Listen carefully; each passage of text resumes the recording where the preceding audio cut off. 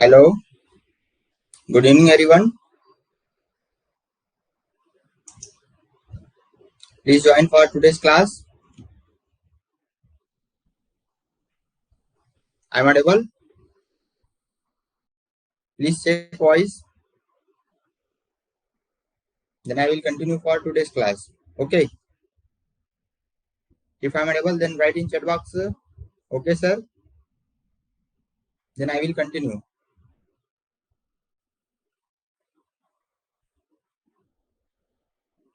If any have doubt regarding previous classes, then free to ask me. Okay.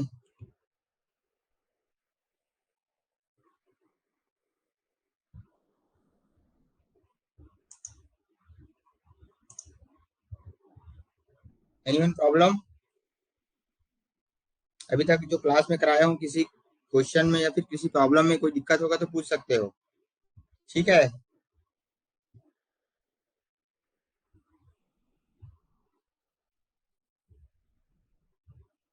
Classes मैं जल्दी जल्दी इसलिए करा रहा हूँ क्योंकि एग्जाम का कोई वो नहीं रहता है. ठीक है. डेट जैसे फिक्स रहता है तो उस टाइम पता चलता. अभी क्या है, प्रिपरेशन का टाइम है. जितना ज़्यादा प्रैक्टिस होगा उतना ही आपके लिए बेनिफिशियल रहेगा. ठीक है. युद्ध के लिए हमेशा तैयार रहना चाहिए. ठीक है. हथियार हमेशा तेज धार वाले रहना चाहिए. इसलिए ठीक है, एग्जाम क्रैक करना है तो पहले से आप सिलेबस कंप्लीट करो, फिर एमसीक्यू तैयार करो, फिर देखना एग्जाम कैसे नहीं निकलेगा. ठीक है. कोशिश करो कि अपने को एक पोस्ट लेना है, बाकी किसी को क्या करना है. ठीक है.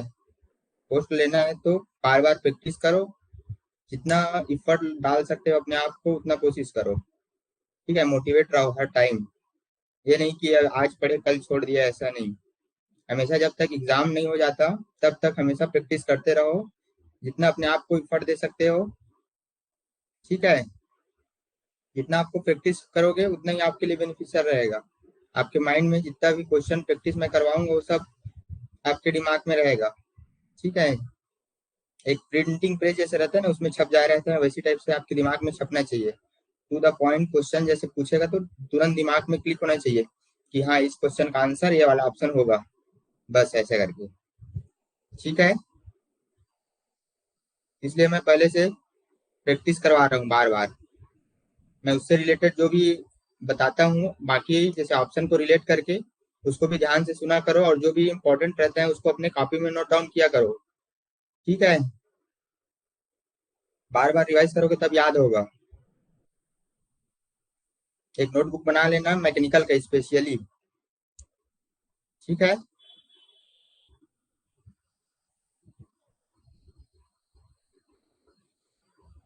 ठीक है जी. किसी को कुछ प्रॉब्लम है, किसी को कुछ पूछना है, फिर अपन क्लास स्टार्ट करेंगे.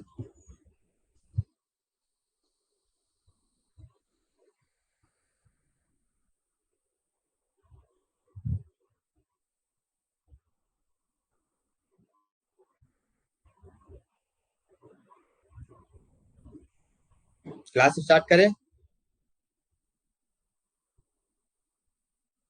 लास्ट क्लास का ऐसा कोई क्वेश्चन है जो नहीं बना होगा?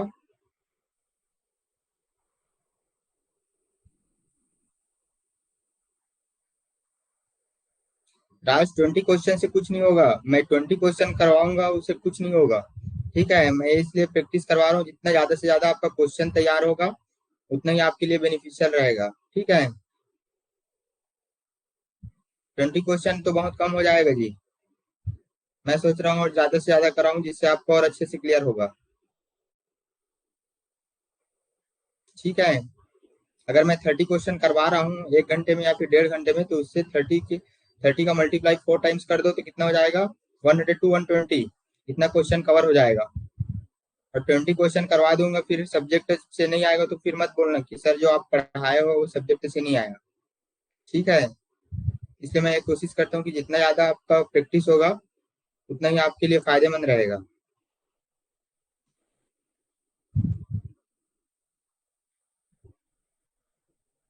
ठीक है, लेट से ज्वाइन किया हो तो कोई बात नहीं, पहले जितना भी क्लास हो चुका है कंटेंट में जाकर जो रिकॉर्डेड क्लास है उसको देख लेना, फिर उसके बाद ये वाले भी अभी लाइव क्लास देख लेना। ठीक है,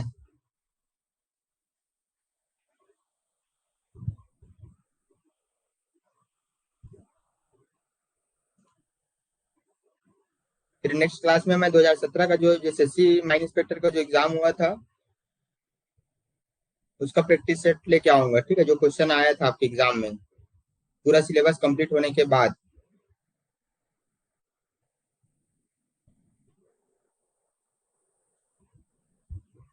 ठीक है,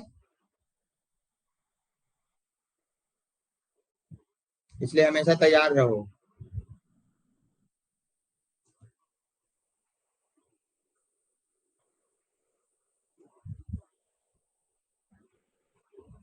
ठीक है जी, आज की क्लास स्टार्ट करते हैं। ज्यादा क्वेश्चन नहीं है, मतलब आज का थ्योरेटिकल क्वेश्चन ज्यादा रहेगा। पहले आप लोग ना थ्योरी क्वेश्चन कंप्लीट कर लो, थ्योरी पोर्शन। आज की क्लास स्टार्ट करते हैं। उसके बाद एमसीक्यू भी स्टार्ट मतलब किया करो उसके साथ साथ। जैसे थ्योरी आएगा, थ्योरी के बाद जैसे कॉन्सेप्ट क्लियर होगा उसके बाद एमसीक्यू लगाओगे, तब पता चलेगा कि इस टॉपिक से इस टाइप से क्वेश्चन आ सकते हैं आपके एग्जाम में। ठीक है, ये वाला जो अभी एमसीक्यू टेस्ट जो हो रहा है, एमसीक्यू वाला जो क्वेश्चन मैं सॉल्व करा रहा हूँ बहुत इंपॉर्टेंट है। ठीक है, इससे आपका पूरा रिवीजन हो जाएगा, पूरे क्लास का या फिर जितना मैं सब्जेक्ट पढ़ाया हूँ उसका पूरा रिवीजन हो जाएगा एक साथ। ठीक है, और एग्जाम जैसे नजदीक आएगा उस टाइम ना इन क्वेश्चनों को और एक बार रिवाइज करना। ठीक है, मैकेनिकल का कितना क्वेश्चन आएगा, मैकेनिकल का तो पता नहीं यार मेरे को कितना आएगा, बाकी उसका एक पेपर वन है ना, कितना हम क्वेश्चन होगा, टोटल 120 क्वेश्चन रहेगा ना। तो इसमें चार सब्जेक्ट है आपका, इलेक्ट्रिकल है, सिविल है और मैकेनिकल है, और जो आपका माइनिंग है, माइनिंग वाले सबसे ज्यादा आएगा। बाकी जो आपका तीन सब्जेक्ट है, सिविल, मैकेनिकल और इलेक्ट्रिकल, मान लीजिए इसका 50% जो है आपका, मतलब 60 क्वेश्चन जैसे आपका किसमें आ गया, 60 क्वेश्चन आपका जो माइनिंग इंजीनियरिंग है उस ब्रांच से आ जाएगा। बाकी जो तीन ब्रांच है, सिविल हो गया, इलेक्ट्रिकल हो गया और मैकेनिकल हो गया, उसमें से आएगा। ठीक है, एक्चुअल पैटर्न तो मेरे को पता नहीं है, बाकी जितना भी क्वेश्चन आएगा वो बनना चाहिए। ठीक है, एक भी क्वेश्चन नहीं छूटना चाहिए, तभी तो बाकी कंपटीटर से आगे रहोगे जी। सिलेक्शन वही लेते हैं जो पहले से तैयार रहते हैं। ठीक है,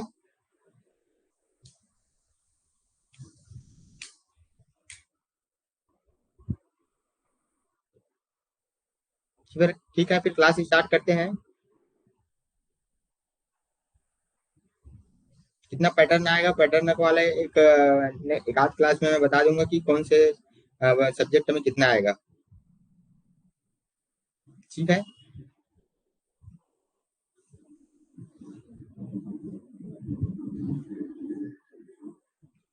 सिविल, मैकेनिकल, इलेक्ट्रिकल और जी क्या आएगा ना, और कंप्यूटर मिला के 120। ठीक है, देखो आपका जो सिलेबस में है उसके अकॉर्डिंग, एक्चुअली एक सिलेबस वाला तो मैं रखा था यार, एक मिनट देखना, फर्स्ट क्लास में डिस्कस किया था ये वाला।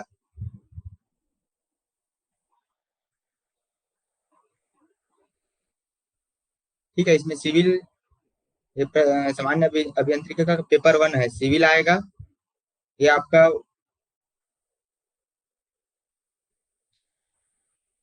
सिविल, मैकेनिकल, इलेक्ट्रिकल, ये तीनों आएगा, उसके बाद जीके भी आएगा।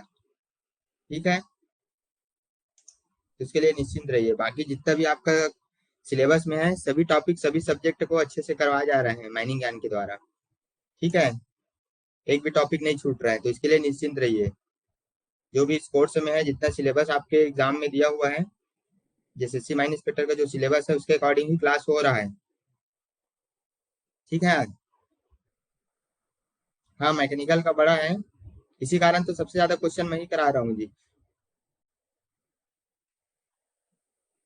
ठीक है, तो फिर क्लास स्टार्ट करते हैं।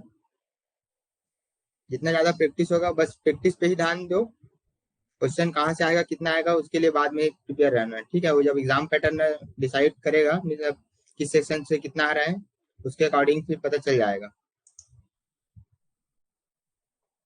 ठीक है, लास्ट में एमसीक्यू को एक बार और रिपीट करवा दूंगा, सभी जितना भी एमसीक्यू है। ठीक है, और इसका एमसीक्यू भी मिलेगा ना जी, इसके आंसर विथ आंसर के साथ एमसीक्यू भी मिलेगा आपको, पीडीएफ। ठीक है, जो जो क्वेश्चन करवा रहा हूँ उसका विथ आंसर और एक्सप्लेनेशन के साथ भी आपको क्वेश्चन मिलेगा, तो इसके लिए निश्चिंत रहिए। पहले तो मैं पूरा डिस्क्राइब कर रहा हूँ, डिस्क्रिप्शन दे रहा हूँ, फिर उसके बाद इसका एमसीक्यू सेट मिलेगा एक एक टॉपिक का, जैसे मैं करवा रहा हूँ। अभी तक 6 एमसीक्यू हो गया है। ठीक है, उसके लिए निश्चिंत रहिए। ठीक है, फिर क्लास स्टार्ट करते हैं।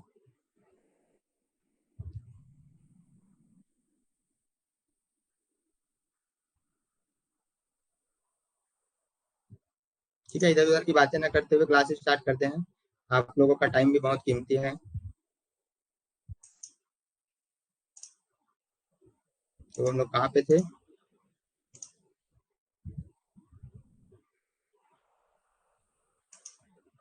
ठीक है, पिछले क्लास में अपन ने क्या क्या कर लिया है, थ्योरी ऑफ मशीन और मशीन डिजाइन का एमसीक्यू कर लिया है, और इंजीनियरिंग मैकेनिक्स और स्ट्रेंथ ऑफ मटेरियल का कर लिए हैं।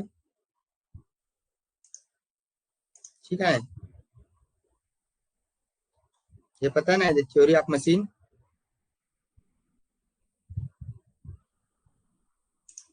ये थ्योरी ऑफ मशीन और मशीन डिजाइन का हो गया है फर्स्ट एमसीक्यू में।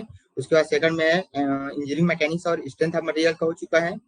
फिर आपका प्रॉपर्टीज ऑफ प्योर सब्सटेंसेस और लॉ ऑफ थर्मोडायनामिक्स से रिलेटेड क्वेश्चन हो चुका है। ठीक है, एयर स्टैंडर्ड साइकिल का भी हो चुका है नेक्स्ट लास्ट क्लास में। आज अपन पढ़ेंगे रैंकाइन साइकिल, बॉयलर क्लासिफिकेशन और उससे रिलेटेड एमसीक्यू। ठीक है, तो इसके लिए निश्चिंत रहिए, बाकी जो सिलेबस में है उसको मैं कंप्लीट करवाऊंगा ही। ठीक है, फिर क्लास स्टार्ट करते हैं। यहाँ पे थे हम लोग, यहाँ पे आज लेक्चर नंबर 6 है, वहाँ पे अपन रैंकाइन साइकिल, बॉयलर क्लासिफिकेशन और इससे रिलेटेड जो स्पेसिफिकेशन, बॉयलर माउंटिंग हो गया, एसेसरीज पार्ट हो गया, जो भी है उससे रिलेटेड जो एमसीक्यू आता है, बहुत इंपॉर्टेंट क्वेश्चन है। सिलेक्टेड टॉपिक का जो इंपॉर्टेंट मतलब एमसीक्यू बन सकते हैं उसी को मैं लेके आया हूँ। ठीक है, जो बहुत बहुत इंपॉर्टेंट है, जो आने का बहुत चांस है। ठीक है, उसके साथ मैं बाकी को जो कोरिलेट करके बताता हूँ उसको भी ध्यान से सुना करो।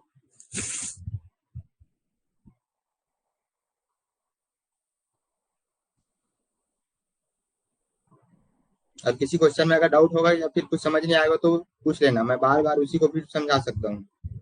ठीक है, और समझाता भी हूँ, सर इस क्वेश्चन में कुछ प्रॉब्लम है या यहाँ पे क्या होगा ऐसे करके।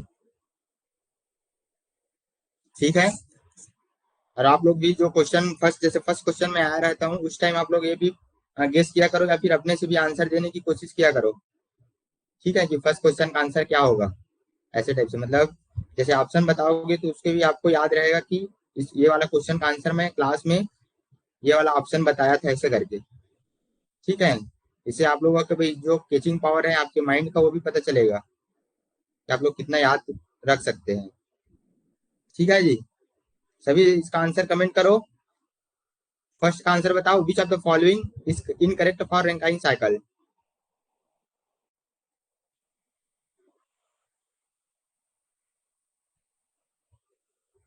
आंसर भी गेस किया करो जी, गलत होगा तो मैं तो हूँ यार,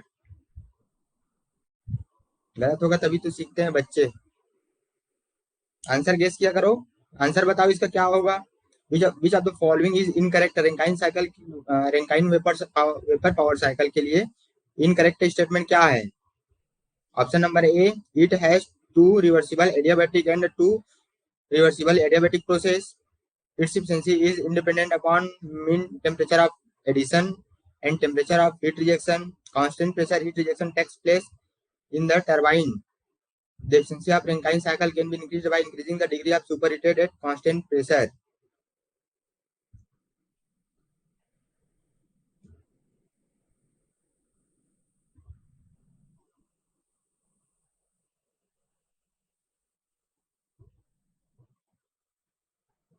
क्या होगा इसका answer? D, Rankine cycle. It has two reversible adiabatic process और टू रिवर्सिबल आइसोबारिक प्रोसेस। ये क्या है? 3 to 4 ये वाला है आपका रेंकाइन साइकिल। देखो फॉर्म फिगर में रेंकाइन साइकिल, ठीक है। बाकी प्रोसेस को भी बता देता हूँ। 3 to 4 क्या है? Reversible adiabatic compression process. फिर 4 to 1 constant pressure heat addition process, ठीक है। यहाँ पे क्या रहता है आपका? बॉयलर रहता है, बॉयलर।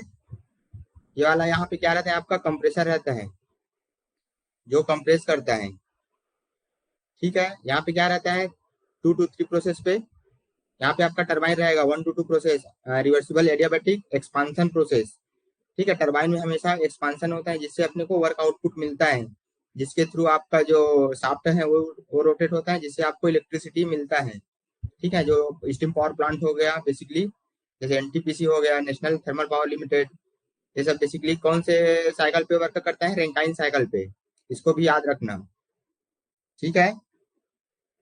1 to 2 प्रोसेस क्या हो जाएगा? रिवर्स एडियाबैटिक एक्सपांसन प्रोसेस, ये टरबाइन हो गया। और ये 2 to 3 कंडेंसर। कंडेंसर में कांस्टेंट प्रेशर है, ये भी कांस्टेंट प्रेशर है। प्रेशर देखो कांस्टेंट है, 4 to 1, 4 पॉइंट और 1 पॉइंट दोनों का प्रेशर कांस्टेंट है, P1 = P4, ठीक है। यहाँ पे हीट रिजेक्शन हो रहा है, यहाँ पे हीट एडिशन हो रहा है, ठीक है। तो फर्स्ट स्टेटमेंट क्या बोलता है? It has two reversible adiabatic process and two reversible isobaric process. ये वाला क्या होगा? ट्रू होगा, ठीक है। अपने को इनकरेक्ट निकालना है। Its efficiency is dependent on mean temperature of heat addition and the temperature of heat reduction,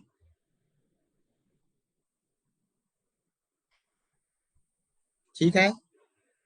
it's efficiency is dependent upon mean temperature of heat addition. Yes, जो आपका इफिशिएंसी है वो mean temperature of heat addition पर भी depend करता है, ठीक है। और टेम्परेचर ऑफ हीट रिजेक्शन पर भी डिपेंड करता है।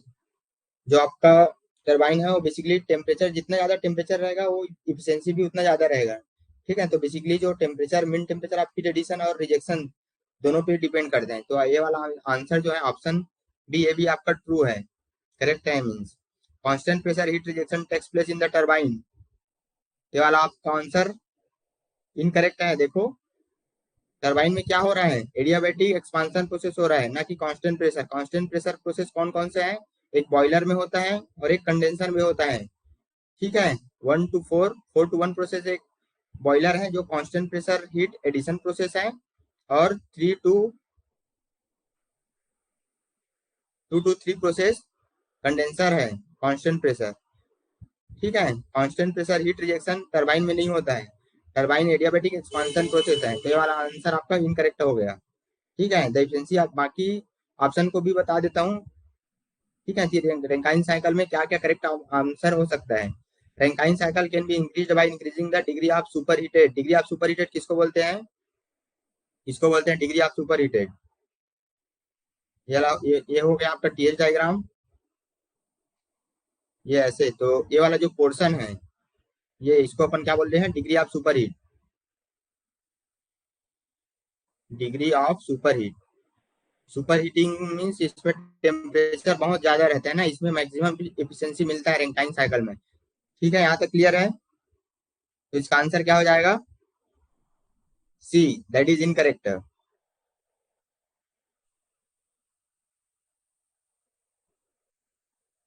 ठीक है। ये समझ आया? फर्स्ट क्वेश्चन से बाकी जो 3 ऑप्शन है उसको भी ध्यान में रखो, वो भी क्वेश्चन आ सकता है। अभी क्वेश्चन में क्या पूछा है? विच of the following is incorrect regarding Rankine power cycle, ठीक है। इसमें ये क्वेश्चन भी आ सकते हैं कि इसमें करेक्ट कौन सा है, ठीक है। इसलिए आप चारों ऑप्शन को याद रखो, ठीक है। इसमें सबसे पहले इसको याद रखो कि रैंकाइन साइकिल में कितना प्रोसेस होता है। रैंकाइन साइकिल में 4 प्रोसेस होता है, इसको ध्यान रखो। कौन कौन से प्रोसेस होता है? रिवर्सिबल एडियाबैटिक प्रोसेस जो कंप्रेशन और टरबाइन में होता है, ठीक है। बाकी जो आइसोबारिक प्रोसेस है वो बॉयलर और कंडेंसर में होता है। ये समझ आया? फिर नेक्स्ट सेकंड पॉइंट क्या बोलता है? Mean temperature of heat addition and mean temperature of heat rejection. इसमें इफिशिएंसी डिपेंड करता है, जितना आपका mean temperature of heat addition रहेगा इफिशिएंसी उतना ज्यादा रहेगा, ठीक है। यहाँ से 2 क्वेश्चन तैयार हो गया आपका।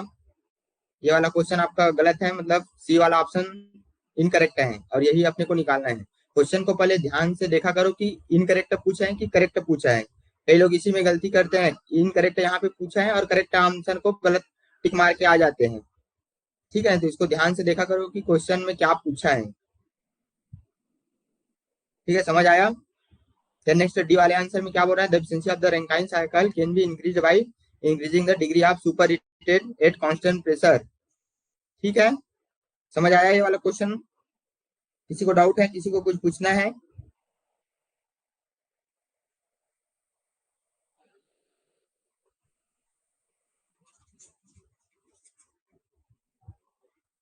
ठीक है, तो इसका आंसर क्या हो जाएगा, that is C.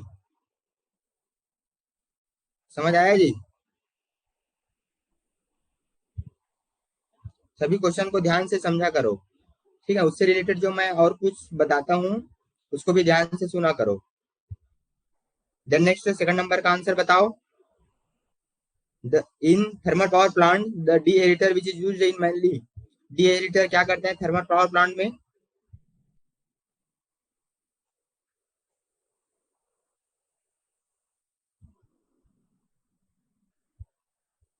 Option D को तो बताया हूँ जी, ये वाला जो है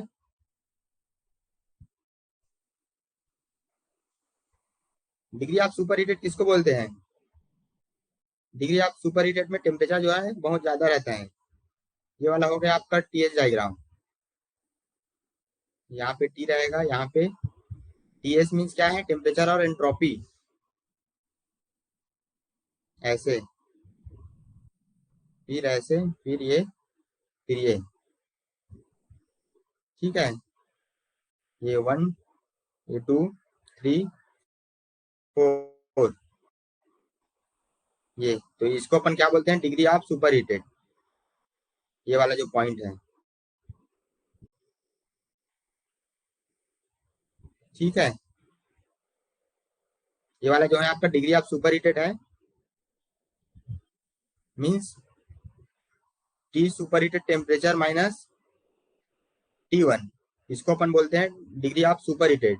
मीन्स जैसे डिग्री ऑफ सुपर हीटेड ज्यादा रहेगा तो आपका इफिशियंसी भी ज्यादा होगा, इसको याद रखना। ठीक है, degree of super heated mean temperature जो है मैक्सिमम रहेगा। जितना ज्यादा टेम्परेचर होगा उतना ज्यादा अपने को आउटपुट मिलेगा। ठीक है, मीन्स रैंकाइन साइकिल की इफिशियंसी भी ज्यादा होगा। ये समझ आया? ठीक है राज। देन नेक्स्ट क्लास जल्दी जल्दी करते हैं, बहुत सारा क्वेश्चन है। एक और कोशिश किया करो एक ही बार में समझने की। ठीक है, या समझ नहीं आया होगा तो पूछ लिया करो। सेकंड नंबर का ऑप्शन का आंसर बताओ। In thermal power plant the aerator which used. Deaerator किसके लिए यूज होता है basically? Remove from air condenser, no. Reduce steam pressure, no. Increase feed water temperature, no. Remove dissolve gases from the feed water, yes. ठीक है, इसका answer क्या हो जाएगा, जो आपका स्टीम पावर प्लांट में जो डीएरेटर रहता है, डीएरेटर बोलते हैं इसको। डीएरेटर क्या करता है, उसमें जो डिजॉल्व गैसेस रहता है वाटर में, वाटर या फिर स्टीम में, ठीक है, जो अनवांटेड रहता है फीड वाटर में, ठीक है, तो उसको क्या करता है, रिमूव करता है। समझ आया? इसका आंसर डी होगा। इसको डी से याद रखना, डीएरेटर मींस कोरिलेट करके याद रखा करो। डीएरेटर मींस क्या करता है, to remove the dissolve gases. D for D, D को याद रखो, इसमें भी डी है, इसमें भी डी है। तो क्या करते हैं, deaerator remove the dissolve gases from the feed water. Answer क्या हो जाएगा, दैट इज डी। ठीक है, समझ आया सेकंड नंबर का आंसर? जैसे डीएरेटर कभी भी पूछूंगा तो याद आना चाहिए कि इसके लिए यूज करते हैं, to remove the dissolve gases from the feed water. ठीक है, then next, the efficiency of the super heated Rankine cycle is higher than the simple Rankine cycle. देखो, फर्स्ट फर्स्ट क्वेश्चन का डी, डी ऑप्शन और third question को relate करके देखो मैं क्या बताया हूँ, इसका आंसर बताओ। फर्स्ट क्वेश्चन का डी आंसर, डी ऑप्शन में मैंने क्या बताया था, the efficiency of the Rankine cycle can be increased by increasing the degree of super heated at constant pressure. ठीक है, इसी को थर्ड थर्ड क्वेश्चन में भी बताया गया है। थर्ड क्वेश्चन में वही क्वेश्चन पूछ रहा है। ठीक है, the efficiency of super heated Rankine cycle is higher than the simple Rankine cycle. ठीक है, इसका आंसर क्या हो जाएगा? Mean temperature of heat addition is higher than the super heat cycle. Good, इसका आंसर बी होगा। ठीक है विकी मलिक, गुड। इसका मतलब आपको समझ आ रहा है, बाकी लोग समझ आना चाहिए कि mean temperature of heat addition के चलते जो आपका सुपर हीटेड रैंकाइन साइकिल है उसका इफिशिएंसी अदर साइकिल से, अदर रैंकाइन साइकिल या फिर सिंपल रैंकाइन साइकिल से ज्यादा होता है। ठीक है, एक चीज और बता देता हूँ यहाँ से, ठीक है, इसको ध्यान से सुनना मैं क्या बोल रहा हूँ। ये हो गया आपका रैंकाइन साइकिल, बहुत क्वेश्चन यहाँ से आता है। ये हो गया आपका रैंकाइन साइकिल, ठीक है, 1 2 3 4। अब रैंकाइन साइकिल के इफिशिएंसी के लिए बहुत सारे क्वेश्चन बनते हैं यहाँ से कि रैंकाइन साइकिल का जो इफिशिएंसी है वो क्या क्या बढ़ेगा। ये हो गया आपका बॉयलर, ठीक है, तो सबसे पहले अगर बॉयलर प्रेशर, ये हो गया आपका वर्क डन, ठीक है, मीन्स अब अगर अपन बॉयलर प्रेशर को इंक्रीज करेंगे, ठीक है, तो आपका वर्क डन बढ़ेगा, फिर आपका इफिशिएंसी बढ़ेगा। ठीक है, तो इसको याद रखना है, if we increase the boiler pressure, ठीक है, ये वाला 4 to 1 ये बॉयलर प्रेशर है। अगर बॉयलर प्रेशर को इंक्रीज करेंगे तो आपका जो इफिशिएंसी ऑफ रैंकाइन साइकिल है वो इंक्रीज होगा। ये पॉइंट को याद रखो। ठीक है, फर्स्ट पॉइंट ये हो गया, PB increases. Then next, if condenser pressure क्या है? पीसी, ये वाला नीचे वाला है आपका कंडेंसर प्रेशर। यदि आप कंडेंसर प्रेशर को डिक्रीज करोगे, ठीक है, तो आपका रैंकाइन साइकिल का जो इफिशिएंसी है वो इंक्रीज होगा। ये समझ आया? इफिशिएंसी को इंक्रीज करने के लिए अपन रैंकाइन साइकिल में क्या क्या कर सकते हैं? सबसे पहले आप जो आपका बॉयलर प्रेशर है उनको इंक्रीज करो। बॉयलर प्रेशर ज्यादा रहेगा तो आपका आउटपुट ज्यादा मिलेगा। ठीक है, इसको याद रखना, आपके एग्जाम में आ सकता है कि बॉयलर की रैंकाइन साइकिल की इफिशिएंसी बनाने के लिए बॉयलर की जो प्रेशर है उनको इंक्रीज करेंगे या फिर डिक्रीज करेंगे। ठीक है, तो इसके लिए क्या आंसर होगा? अगर अपने को इंक्रीज करना है इफिशिएंसी ऑफ रैंकाइन साइकिल तो बॉयलर का जो प्रेशर है उनको इंक्रीज करना पड़ेगा, ये वाला पॉइंट को। ठीक है, और अपने को कंडेंसर का प्रेशर को डिक्रीज करना है कि इंक्रीज करना है, ये वाला हो गया आपका कंडेंसर प्रेशर। तो इसको याद रखना, जो आपका कंडेंसर प्रेशर है उसको डिक्रीज करना है। अगर आपका कंडेंसर प्रेशर डिक्रीज होता है तो एफिशिएंसी इंक्रीज होगा। ठीक है, 2 पॉइंट याद रखना। और ये वाला बी पॉइंट भी याद रखना, जो मिन टेम्परेचर है ऑफ हीट एडिशन को इंक्रीज करोगे या डिक्रीज करोगे तो क्या होगा, ऐसे करके आपके एग्जाम में आ सकता है। ठीक है, तो इसको याद रखना, जो मिन टेम्परेचर ऑफ हीट एडिशन है उसको इंक्रीज करोगे तो रैंकाइन साइकिल की जो इफिशिएंसी है वो इंक्रीज होगा। समझ आया मैं क्या बोला हूँ? ठीक है, इसके साथ आपका 3 क्वेश्चन और कंप्लीट हो गया। ठीक है, थर्ड नंबर में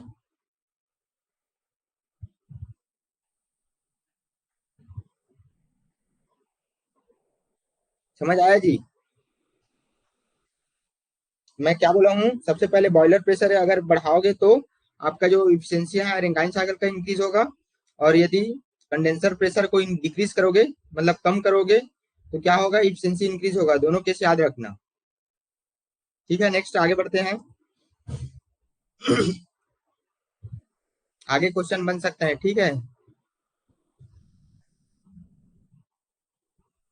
फोर्थ नंबर का आंसर बताओ। Steam flow is controlled by,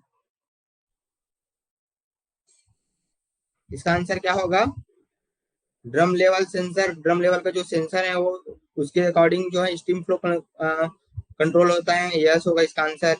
feed water flow sensor, इसके लिए भी यस होगा। ठीक है, स्टीम स्टीम फ्लो सेंसर, इसके लिए भी यस होगा। ठीक है, तो इसका आंसर क्या हो जाएगा? That is D. जो स्टीम फ्लो है रैंकाइन साइकिल में, जो स्टीम फ्लो होता है वो ये सब सेंसर यूज होता है, drum level sensor, feed water flow sensor और स्टीम फ्लो सेंसर। इसके अकॉर्डिंग जो है स्टीम फ्लो को कंट्रोल करते हैं। इसके अकॉर्डिंग जैसे अपने को कम चाहिए या ज्यादा चाहिए, ठीक है, जैसे पावर का ज्यादा जरूरत रहेगा उस टाइम ये जो सेंसर है, तीनों सेंसर वो काम करता है।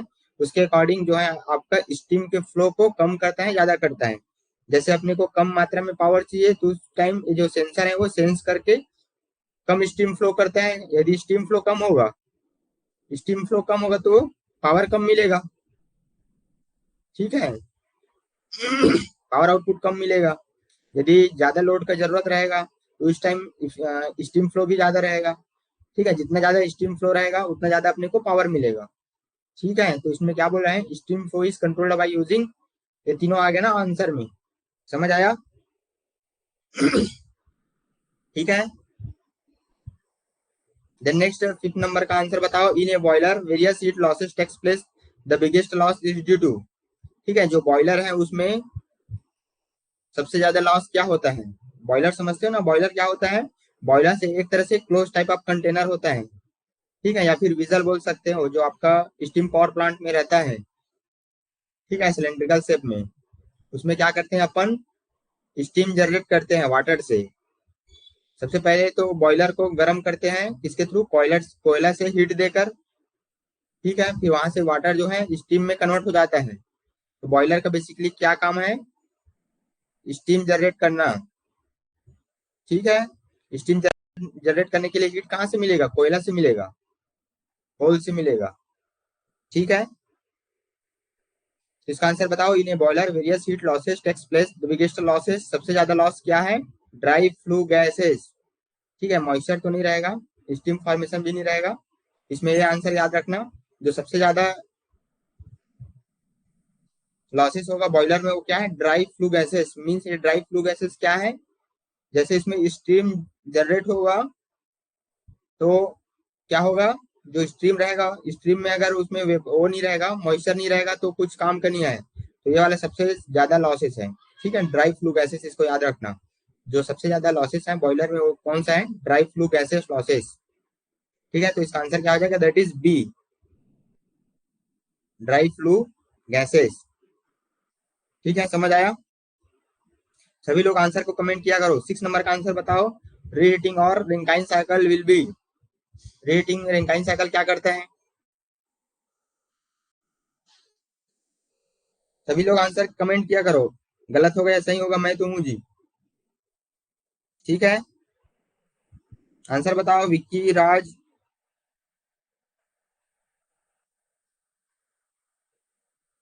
बाकी लोग कैसे आंसर नहीं दे रहे हो जी? ठीक है, 6 नंबर का आंसर बताओ। रीहीटिंग और Rankine cycle will B,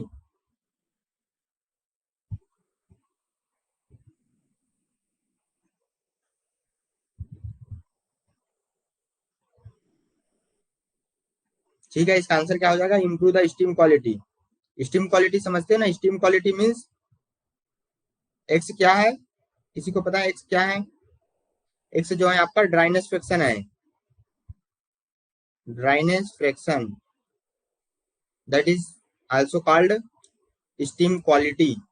steam quality जैसे ये वाला आपका रीहीटिंग हो रहा है, ठीक है। रीहीटिंग मीन समझते हो? मीन्स दो ठो बॉयलर लगा हुआ है। जो आपका 3 to 4 है वो one boiler, turbine sorry, 3 to 4 एक टरबाइन है T1, और 4:5 T2 है। मतलब दो टरबाइन है, T1 टरबाइन और T2 टरबाइन, ठीक है। तो ये रीहीटिंग मीन्स क्या होता है? मीन्स दो बार हीट करते हैं, ठीक है। इस वाटर को दो बार हीट करते हैं। सबसे पहले यहाँ से स्टीम स्टीम जनरेट होगा, फिर जैसे वाटर कंडेंस होगा तो फिर उसको रीहीट करेंगे। इसलिए इसमें दो ठो क्या लगा हुआ है, इसमें बॉयलर भी है ना ये वाला। ये क्या शो करता है? बॉयलर। इसी प्रकार 4 से 4 डेज भी आपका बॉयलर है एक तरह से, ठीक है। इसमें दो बॉयलर लगा हुआ है और दो टरबाइन लगा हुआ है, जिससे आपको मैक्सिमम वर्क डन मिलता है, ठीक है। तो स्टीम क्वालिटी सबसे पहले यहाँ पे देखो X2 है और X1 है, ठीक है।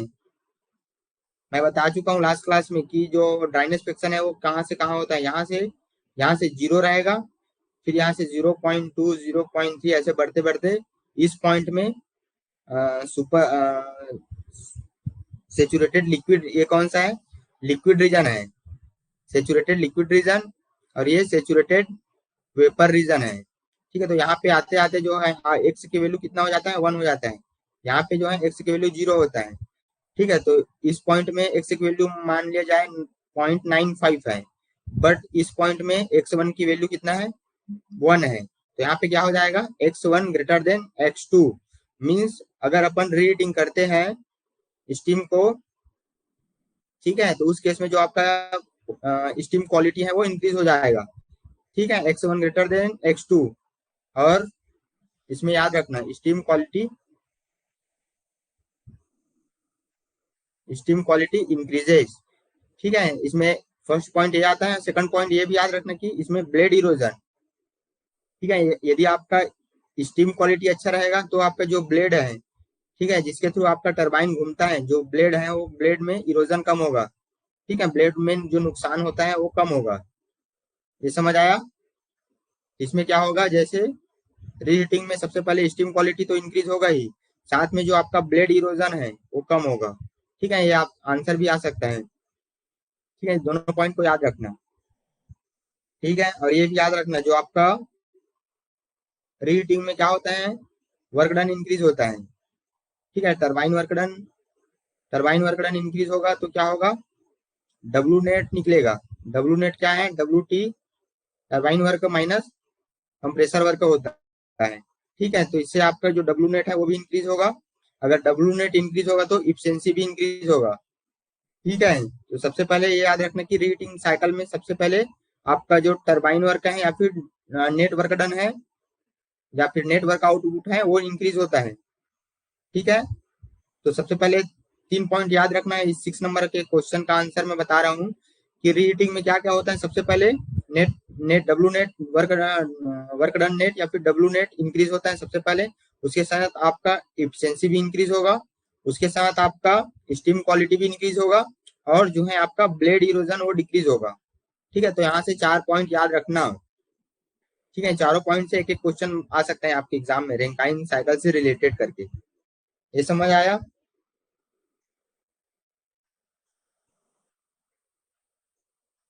ठीक है,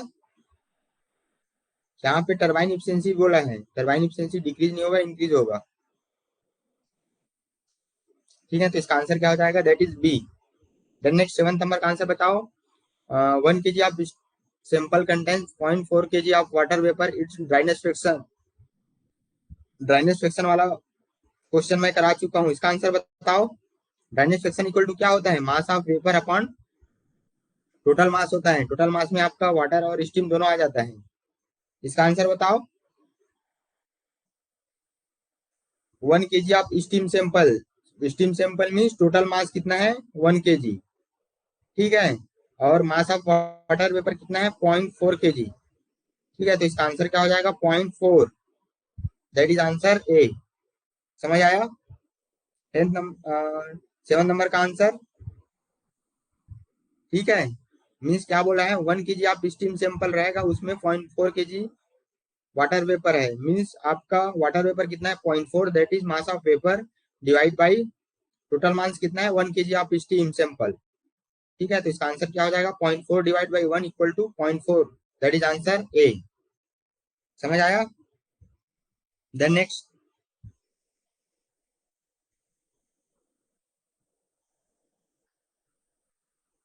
किसी को कुछ डाउट है तो पूछ सकते हो।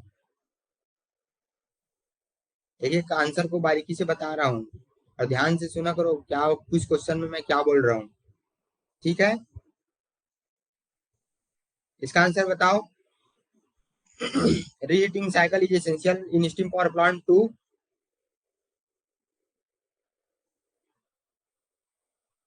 रीहीटिंग का क्वेश्चन बहुत आता है। रीहीटिंग हो गया और रीजनरेशन हो गया। सबसे पहले 3 पॉइंट याद रखना, रीहीटिंग। 2 पॉइंट याद रखना, दो टॉपिक, रीहीटिंग और रीजनरेशन। रीजनरेशन, रीहीटिंग क्यों करते हैं, डब्ल्यू नेट इंक्रीज करने के लिए। रीजनरेशन क्यों करते हैं, रीजनरेशन बेसिकली इफिशियंसी इंक्रीज करने के लिए। ठीक है, तो दोनों पॉइंट याद रखना यहाँ से। अब इसका आंसर बताओ। 8 नंबर का answer, reheat cycle is essential in steam power plant to first utilize the heat of flue gases heat. Second, B, heat the feed water on its way to boiler. Next, increase the plant efficiency. Next, D, to reduce the moisture content at the low pressure stage of turbine so that erosion and the corrosion problem can be eliminated. इसका answer बताओ। Last class में मैं बताया हूँ, मतलब पीछे जो problem solve कराया हूँ रीड साइकिल का। इसका आंसर सभी लोग कमेंट करिए हो। सभी लोग कमेंट करो इसका आंसर, 8 नंबर का आंसर बताओ। अगर इसका आंसर नहीं बता पाओगे तो मुझे लगेगा कि आप लोग को समझ नहीं आ रहा है। ठीक है, रीड साइकिल का अच्छे से बताया हूँ। विक्की इसका आंसर बताओ। राज, नवीन,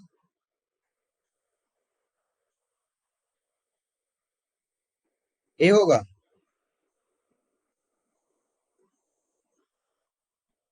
पिछला क्लास में बताया हूँ जी।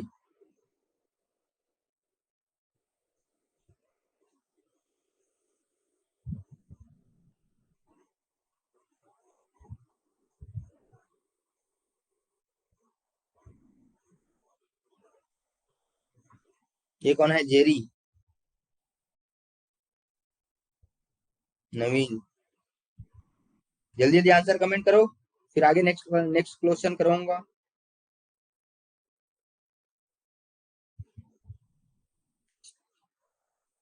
ठीक है, रीड साइकिल में मैं क्या बताया था?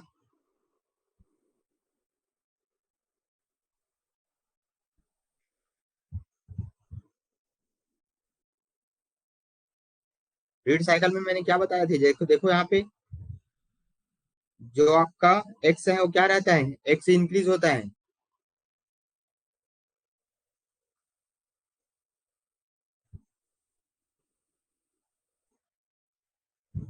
बताने के बाद भी आप लोग गलत कर रहे हैं। आंसर बताओ जल्दी फाट।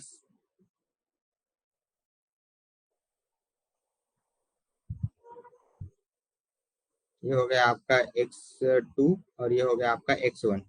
यहाँ पे क्या हो रहा है? x1 greater than x2, means जो आपका ड्राइनेस फ्रैक्शन है वो इंक्रीज हो रहा है।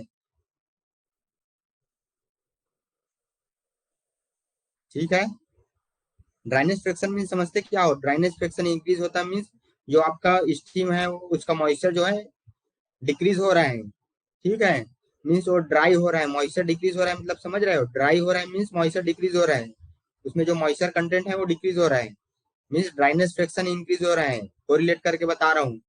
ठीक है, तो सबसे पहले इसमें ड्राइनेस फ्रैक्शन इंक्रीज होगा और मॉइस्चर कंटेंट क्या होगा? अगर ड्राई होगा तो मॉइस्चर कंटेंट डिक्रीज होगा। मॉइस्चर मॉइस्चर कंटेंट क्या होगा? डिक्रीज होगा। मॉइस्चर कंटेंट डिक्रीज होगा तो क्या होगा? इसमें जो ब्लेड इरोजन है एक्स इंक्रीज होगा और ब्लेड इरोजन क्या होगा? डिक्रीज होगा। और उसमें जो कोरोजन होगा, अगर मॉइस्चर नहीं रहेगा तो जो ब्लेड में जो कोरोजन होता है वो नहीं हो पाएगा। ठीक है, तो इसका आंसर क्या हो जाएगा? That is D. ठीक है, जेरी ने सही आंसर बताया, बाकी लोग का आंसर गलत है। बार बार बताने के बाद भी आप लोग आंसर गलत कर रहे हैं। अगर ऐसी क्वेश्चन को आप लोग गलत करके आओगे तो सिलेक्शन नहीं हो पाएगा। ठीक है, इसलिए कोशिश करो आंसर सही बताने का। ठीक है, इसका आंसर क्या हो जाएगा? That is D. इसका आंसर जेरी ने बस सही बताया, बाकी लोग का आंसर गलत है। इतना बताने के बाद भी आप लोग आंसर गलत कर रहे हो।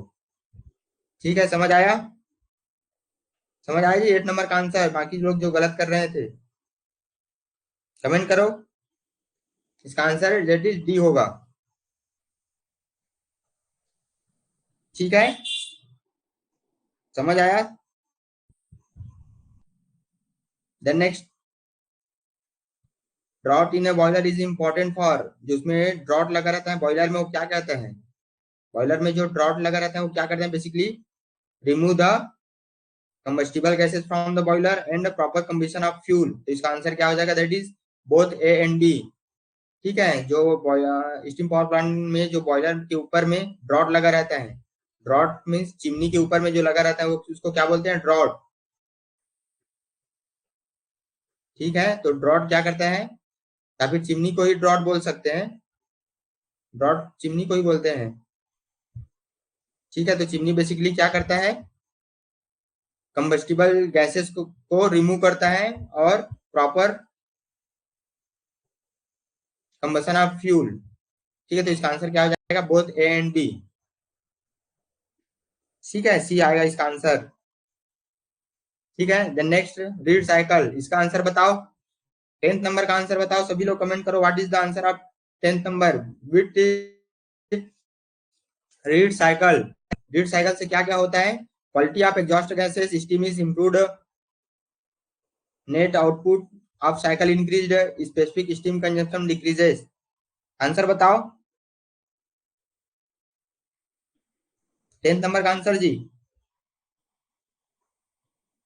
फास्ट कमेंट किया करो।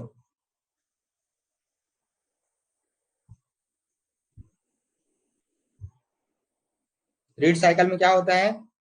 बाकी लोग भी कमेंट करो, ठीक है। रीड साइकिल में क्या होता है? सबसे पहले क्वालिटी ऑफ स्टीम तो इम्प्रूव होता ही है, ठीक है। नेट आउटपुट भी इंक्रीज होता है। अगर दो ऑप्शन सही हो रहा है तो इसका answer all of the above आएगा। स्टीम कंजप्शन का तो पता जैसे नहीं रहेगा, तो बाकी अगर दो ऑप्शन सही हो रहे हैं तो ऑलरेडी तीसरा ऑप्शन भी सही होगा बेसिकली, लेकिन जो आपका स्पेसिफिक स्टीम कंजप्शन है वो भी डिक्रीज होगा, ठीक है। समझ आया? इसका आंसर क्या हो जाएगा? All of the above. यदि स्टीम का क्वालिटी इंक्रीज रहेगा, नेटवर्क आउटपुट भी अच्छा मिलेगा, तो जो उसमें स्टीम कंजप्शन है वो भी कम होगा, ठीक है, जिससे आपका जो वर्क डन है वो अच्छा मिलेगा, ठीक है। तो इसका आंसर क्या हो जाएगा? That is D, all of the above, ठीक है। Then next, what is not a boiler accessory. Accessory और बॉयलर माउंटिंग समझते हो? ये क्या करते हैं? बॉयलर के परफॉर्मेंस को इंक्रीज करता है। सबसे पहले इसको देखो ध्यान से, राइट साइड में जो बता रहा हूँ उसको ध्यान से देखो, फिर आप लोग आंसर को कमेंट करना, ठीक है। और इसको सभी लोग कमेंट करोगे आंसर को, ठीक है। सबसे पहले इसको बता देता हूँ, सबका कमेंट देखूंगा मैं, सभी लोग आंसर कमेंट करना, ठीक है। सबसे पहले यहाँ का जो थ्योरी पोर्शन है उसको कंप्लीट कराता हूँ। ये बॉयलर माउंटिंग क्या करता है? बॉयलर माउंटिंग एक तरह से सेफ्टी सेफ्टी डिवाइस होता है या फिर सेफ्टी गेजेस होता है, ठीक है। जो जैसे बॉयलर में यदि कुछ प्रॉब्लम होता है तो ये बॉयलर को ब्लास्ट होने से बचाता है, ठीक है। Explosion, due to the explosion, to prevent explosion of the boiler, ठीक है। बॉयलर को ब्लास्ट होने से बचाता है। क्या क्या बॉयलर माउंटिंग हो सकता है? सेफ्टी वाल्व, सेफ्टी वाल्व क्या होता है? जैसे उसमें कोई प्रेशर इंक्रीज होगा या फिर कुछ प्रॉब्लम है, तो सेफ्टी वाल्व जो है बॉयलर को सेफ करता है। टू वाटर लेवल इंडिकेटर, अब उसमें इंडिकेटर लगा रहता है कि वाटर लेवल कितना है, ठीक है। प्रेशर गेज लगा हुआ रहता है कि बॉयलर में कितना प्रेशर गेज है। ये सब आपका बॉयलर माउंटिंग है,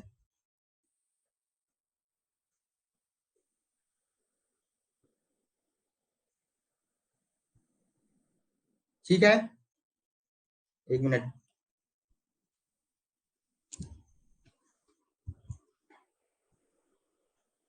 2 मिनट रुकना है, चार्जिंग इसका डिस्चार्ज हो गया है, 2 मिनट, ठीक है।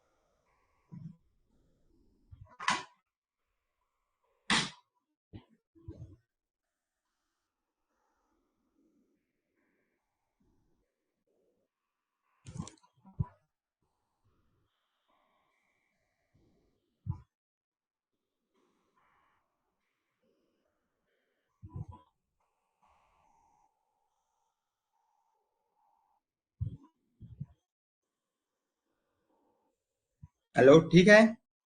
तो सबसे पहले बॉयलर माउंटिंग क्या होता है? बॉयलर माउंटिंग जो है एक तरह से सेफ्टी डिवाइस होता है जो बॉयलर को ब्लास्ट होने से बचाता है, ठीक है। इसमें कौन कौन से आ जाएगा? सेफ्टी वाल्व आ जाएगा, टू वाटर लेवल इंडिकेटर आ जाएगा, प्रेशर गेज आएगा।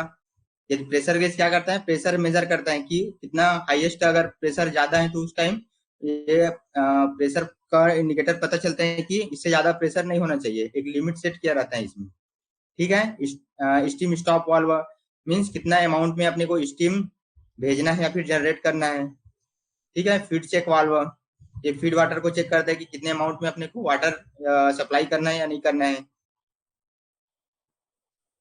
ठीक है। ब्लो अप कॉक, ये भी एक तरह से बॉयलर माउंटिंग है। ये क्या करता है, जैसे वाटर लेवल बॉयलर में कम रहता है उस केस में इंडिकेट करता है कि अगर वो बॉयलर में वाटर लेवल कम रहता है उस केस में जो उसमें फायर या फिर आग जो रहता है उसको बंद कर देता है।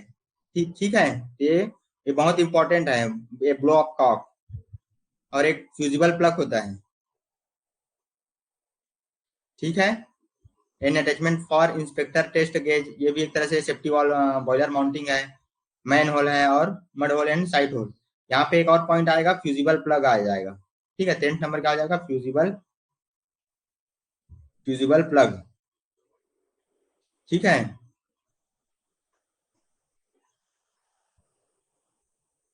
ये समझ आया बॉयलर माउंटिंग का क्या होता है। Boiler mounting safety safety device होता है जो बॉयलर को ब्लास्ट होने से बचाता है। देन नेक्स्ट बॉयलर एसेसरीज में क्या हो गया, ये सभी नाम याद रखना कि जितने भी आपका वॉल्व हो गया, बॉयलर माउंटिंग कौन सा है करके आपके एग्जाम में आ सकता है कि find the number boiler mounting, ऐसे करके।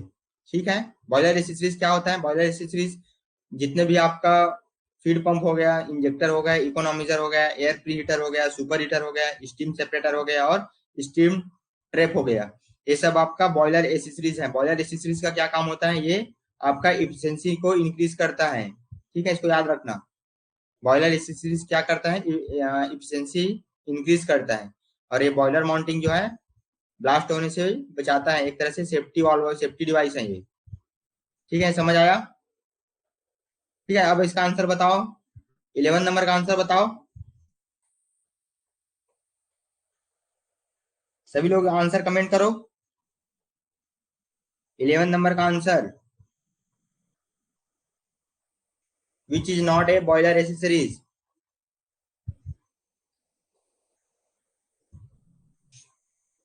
डी होगा। बाकी लोग कमेंट करो फास्ट।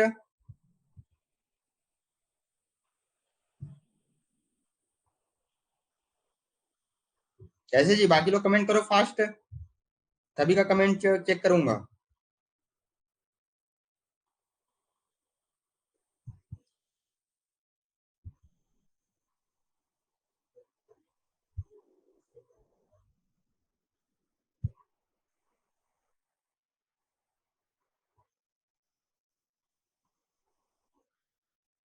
सभी लोग डी डी बोल रहे हैं यार, पढ़ते नहीं हो क्या ढंग से।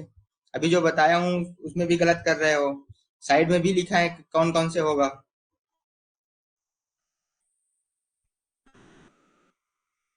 सभी का आंसर गलत है। एक का आंसर बस सही है, किसका बताऊं। परमेश्वर। परमेश्वर। परमेश्वर का आंसर सही है। जेरी फिर भी तुम्हारा आंसर गलत है। साइड में इसका नाम दिया हुआ है, साइड में जो दिया है उसको भी देखो ना जी। याद नहीं है तो इसको देखो ध्यान से।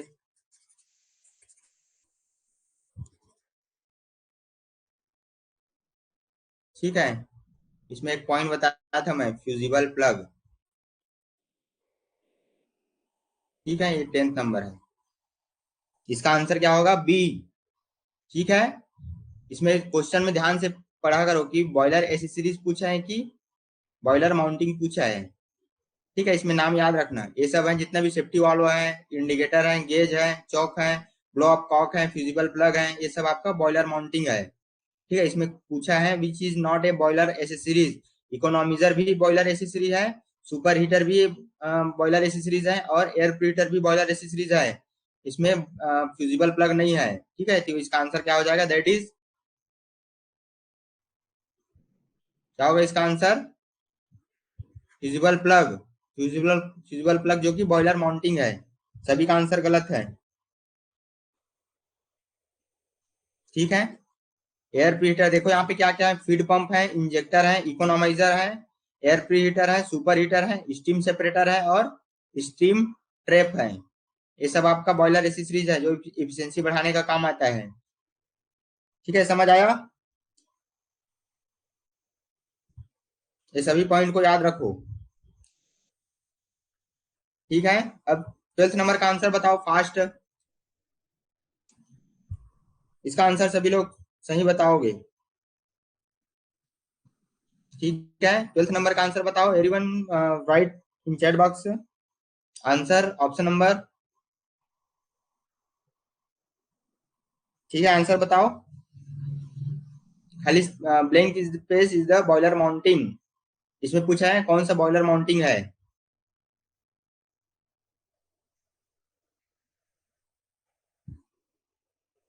इसमें भी वही क्वेश्चन पूछा है, बॉयलर माउंटिंग कौन हो जाएगा, फ्यूजिबल प्लग हो जाएगा। ठीक है, इसका आंसर बी होगा, फिर गलत कर रहे हो। इसका आंसर बी होगा, वही पूछा है। इसमें नॉट ए बॉयलर एसेसरीज पूछा है, इसमें पूछा है बॉयलर माउंटिंग क्या है। ठीक है, इसका आंसर क्या हो जाएगा, फ्यूजिबल प्लग। फ्यूजिबल प्लग और ब्लो अप का दोनों बहुत इंपॉर्टेंट है, और सेफ्टी वाल्व। ठीक है, फ्यूजिबल प्लग और सेफ्टी वाल्व और ब्लो अप का, इसको मैं बता चुका हूँ। ब्लो अप का क्या करता है,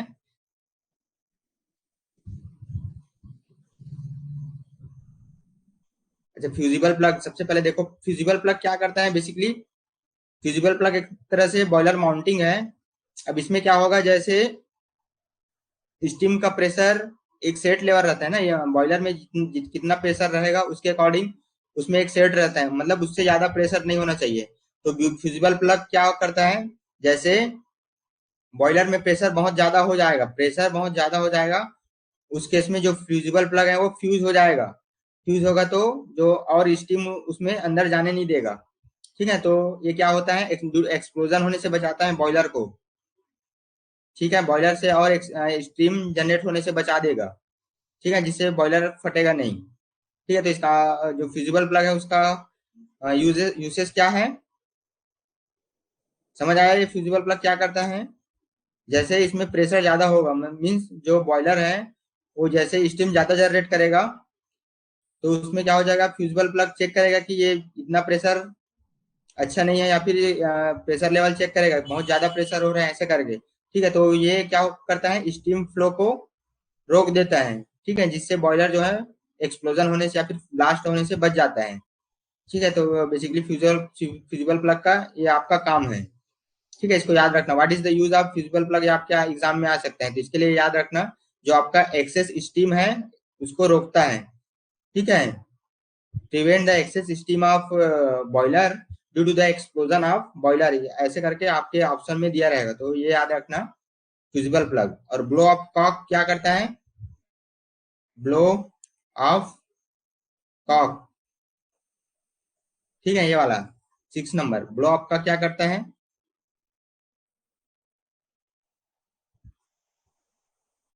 1 मिनट। ठीक है, इसमें दोनों बहुत इंपॉर्टेंट है, blow blow blow off cock. ये क्या करता है, जैसे उसमें वाटर लेवल कम हो जाता है, बॉयलर में जैसे वाटर कम रह जाएगा। ठीक है, इसमें स्टीम जनरेट होता है, ये आपका बॉयलर हो गया। यदि इसमें यहाँ तक अपने को वाटर चाहिए, लेकिन वाटर अपने को यहाँ तक है, ठीक है, ये आपका डिजायर्ड लेवल है।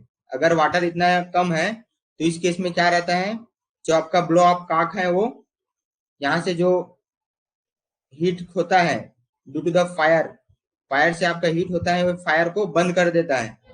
ठीक है, जिससे आपका स्टीम जनरेट नहीं होता है। ठीक है, तो इसको बॉयलर से, बॉयलर को क्या होता है, बचाता है, ये बॉयलर को खराब होने से बचाता है। ठीक है, समझ आया। अगर इसमें वाटर नहीं रहेगा तो बॉयलर खराब हो जाएगा। ठीक है, तो इसका यूज भी याद रखना, ब्लो ऑफ कॉक का यूज क्या होता है, if the water level in the boiler is decreases या फिर having less than the desired level, then stop the fire. ठीक है, तो इसका आंसर यही होगा। आगे इसका एमसीक्यू है, इसको याद रखना। ठीक है, देन नेक्स्ट है, super heating of steam is done at, इसका आंसर बताओ, 13 नंबर का answer. What is the answer of 13 number, super heating of steam. Super heating कहाँ पे होता है, मैं क्वेश्चन में बता चुका हूँ, सुपर हीटिंग कहाँ पे होता है। ये है, ये वाला हो गया आपका constant pressure line, P equal to constant, और ये P इक्वल टू कांस्टेंट होता है। सुपर हीटिंग कहाँ पे होता है, बॉयलर में होता है। ठीक है, तो इसका आंसर क्या हो जाएगा, दैट इज कांस्टेंट प्रेशर सी। समझ आया नवीन महतो, गुड। कांस्टेंट प्रेशर आ जाएगा, ये वाला कांस्टेंट प्रेशर लाइन है, और ये वाला, इसमें कांस्टेंट प्रेशर हीट एडिशन होता है, इन द बॉयलर और कांस्टेंट प्रेशर हीट रिजेक्शन होता है इन द कंडेंसर। ठीक है, समझ आया? इसका आंसर सी होगा। देन नेक्स्ट 14 नंबर का आंसर बताओ। The thermal efficiency of Rankine cycle can be enhanced by. इसका आंसर बताओ। मैं बता चुका हूं कि thermal efficiency of Rankine cycle कैसे कैसे इंक्रीज होता है। ठीक है, इसका आंसर बताओ everyone. Right answer number answer question number 14। इसका ऑप्शन बताओ 14 नंबर का। The thermal efficiency of Rankine cycle increase by, कब इंक्रीज होगा?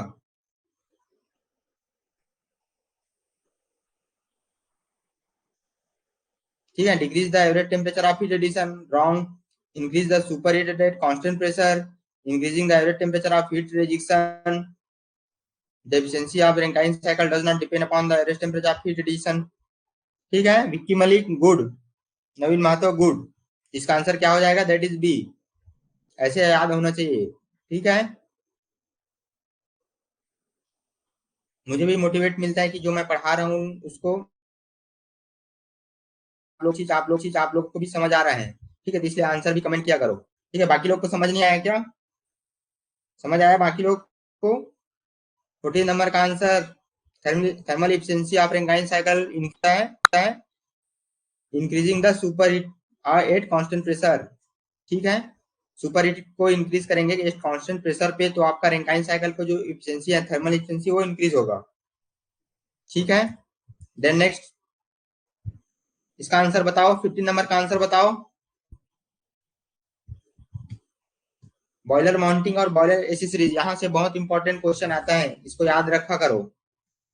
इसका आंसर बताओ। Which among the following is not boiler mounting? इसका आंसर कमेंट करो everyone. Comment the answer of 15 number question.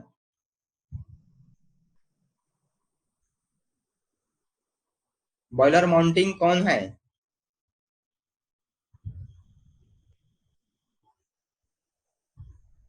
Comment करो जी, रमीन, विक्की। क्या होगा इसका आंसर? ए। बाकी लोग? नवीन का answer A, Jerry answer A. बाकी लोग? बाकी लोग भी कमेंट करो। ठीक है, तो इसका आंसर क्या हो जाएगा? That is boiler mounting means क्या होता है? सेफ्टी वाल्व है। ये कौन सा है? Blow off cock. बाकी जो इकोनॉमिजर है, सुपर हीटर है और फीड पंप है, ये सब आपका बॉयलर एसेसरीज है। ठीक है, the next which of the following is given statement is true about? इसको बताओ। 16 नंबर का answer. At a critical point all three phases of water coexist in equilibrium। At the critical point, saturated liquid and saturated vapor phases are identical। At the triple point, all the phases of water coexist in non-equilibrium।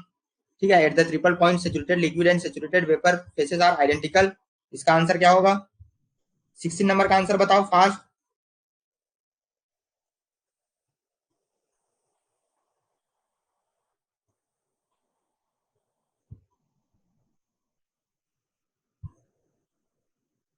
इसका answer क्या हो जाएगा?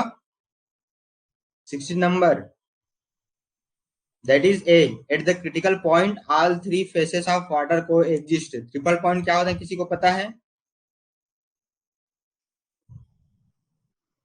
तो पता है ये डोम ऐसे क्यों बनता है? क्योंकि इसमें प्रेशर, लिक्विड, सॉलिड, लिक्विड और गैसेस तीनों को एग्जिस्ट होता है। ठीक है,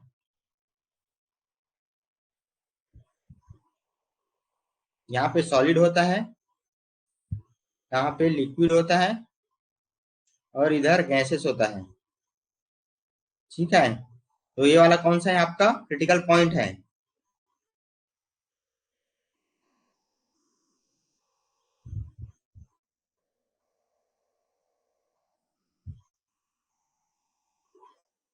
ठीक है, तो क्रिटिकल पॉइंट में all the three faces of water को एग्जिस्ट इन इक्विलिब्रियम। तो इसका आंसर क्या हो जाएगा? That is A.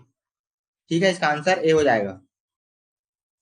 इक्विलिब्रियम को भी याद रखना है, यहाँ पे नॉन इक्विलिब्रियम दिया है, इसको भी याद रखना। At the critical point all the three faces means क्या बोल रहे हैं यहाँ पे? जो आप आपका थ्री फेसेस है वाटर का थ्री फेसेस कौन कौन सा हो जाएगा? सॉलिड, सॉलिड में क्या रहता है आपका? आइस रहता है। लिक्विड है, लिक्विड में आपका वाटर रह जाएगा और गैसेस में आपका स्टीम हो जाएगा। मीन्स ये जो क्रिटिकल पॉइंट है वहां पे जो आपका थ्री फेसेस है वो को एग्जिस्ट करता है। ठीक है, तो इसका 60 नंबर का आंसर क्या हो जाएगा? That is A. Fire tube boiler, boiler boiler बता चुका हूँ। बॉयलर टू टाइप से क्या क्या होता है? फायर टू बॉयलर और वाटर टू बॉयलर। ठीक है, 70 नंबर का आंसर बताओ।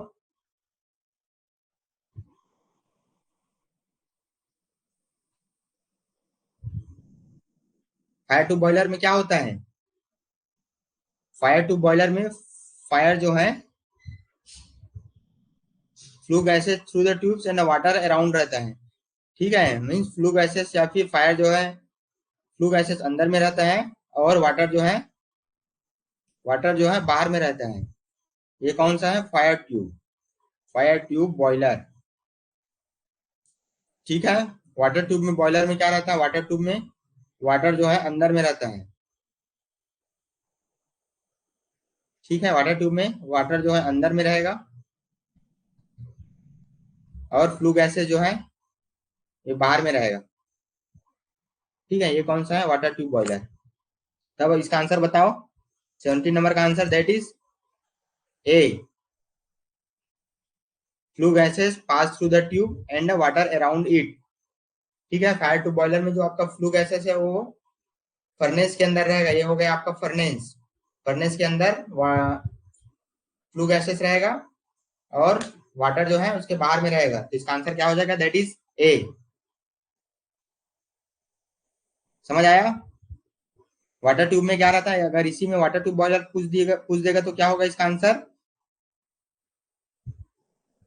वाटर ट्यूब बॉयलर का बी हो जाएगा ना। ठीक है, ये वाला आपका वाटर ट्यूब बॉयलर के लिए है।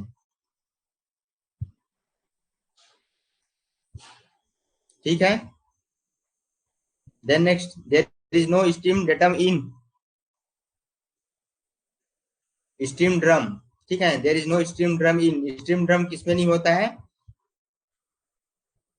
एक इसमें याद रखना, फायर ट्यूब बॉयलर में क्या क्या होता है मैं बता चुका हूँ। फायर ट्यूब बॉयलर में आपका लोकोमोटिव बॉयलर हो गया, बेबकॉक बॉयलर हो गया, लंकासिर बॉयलर हो गया, कोरान बॉयलर हो गया।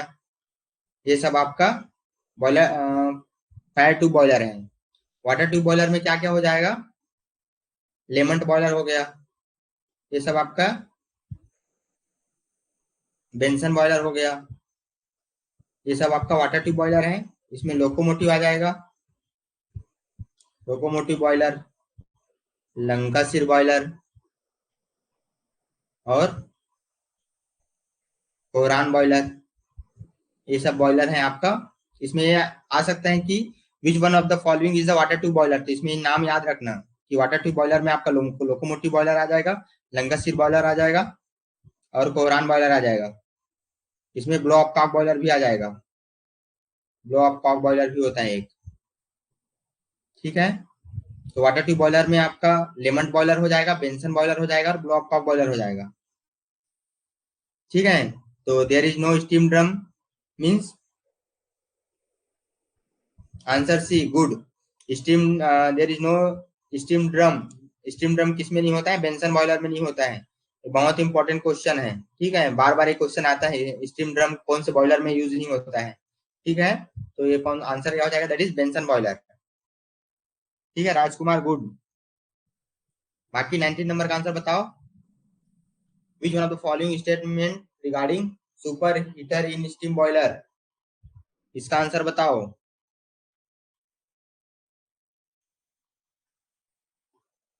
ठीक है, तो फर्स्ट में क्या बोल रहा है? It is a heat exchanger in which heat is transferred to the saturated steam to increased steam temperature. Yes, this is true, ये आपका सही है। Then next, it raises the overall efficiency, ये भी सही है। It reduces the turbine internal efficiency, ये गलत है। तो इसका आंसर क्या हो जाएगा? That is A. ठीक है, दोनों ऑप्शन सही रहेगा, वन और टू। समझ आया इसका आंसर? दैट इज ए आएगा इसका आंसर।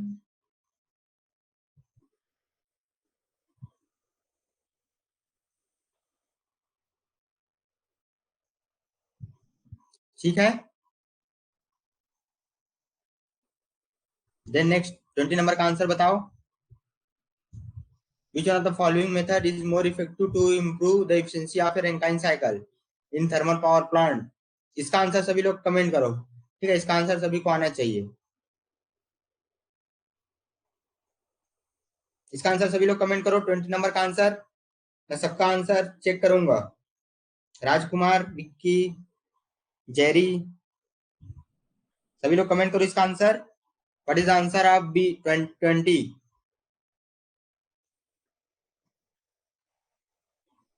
क्या होगा इसका answer? Increase the condenser temperature, decrease the condenser temperature, decreasing the boiler temperature and increasing the boiler temperature.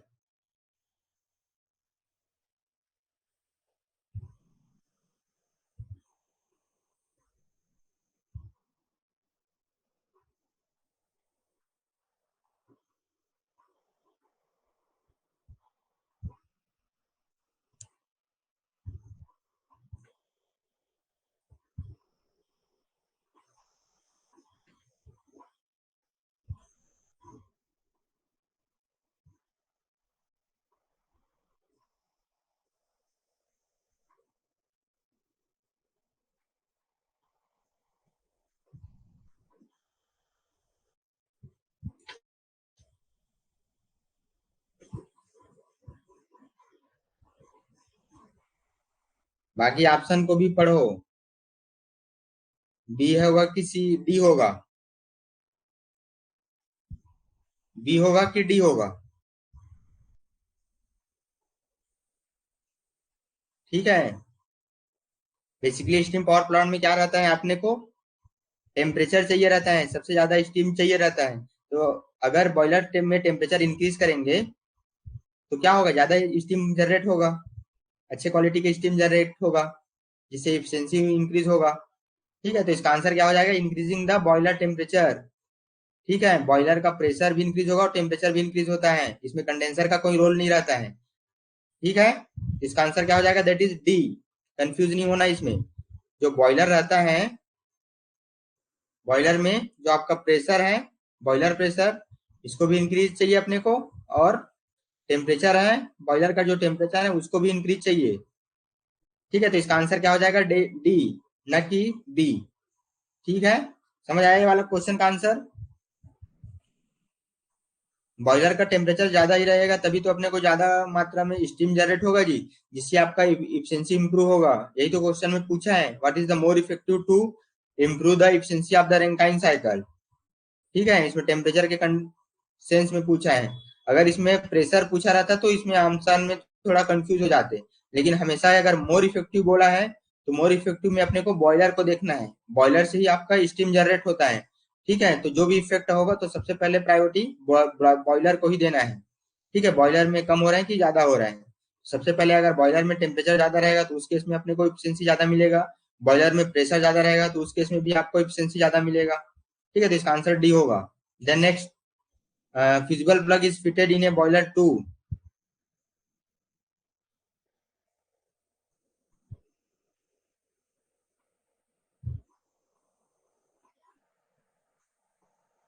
इसका आंसर बताओ। 21 नंबर का आंसर, फ्यूजिबल प्लग को मैं समझा चुका हूँ। What is the use of fusible plug? Fusible plug का use क्या होता है?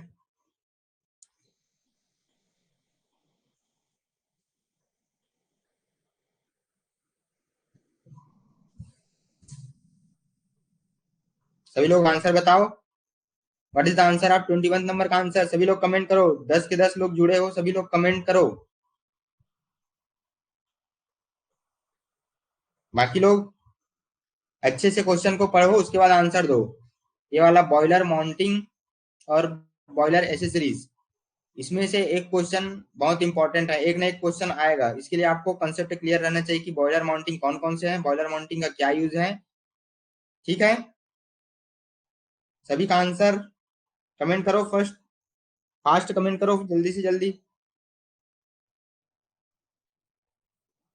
सभी लोग का आंसर गलत है, एक बार और अच्छे से सोच लो आंसर क्या होगा। फ्यूजिबल प्लग का यूज क्या होता है मैं बता चुका हूँ, ब्लो अप कॉक और फ्यूजिबल प्लग, लास्ट क्वेश्चन में बताया हूँ, पिछला क्वेश्चन में। ये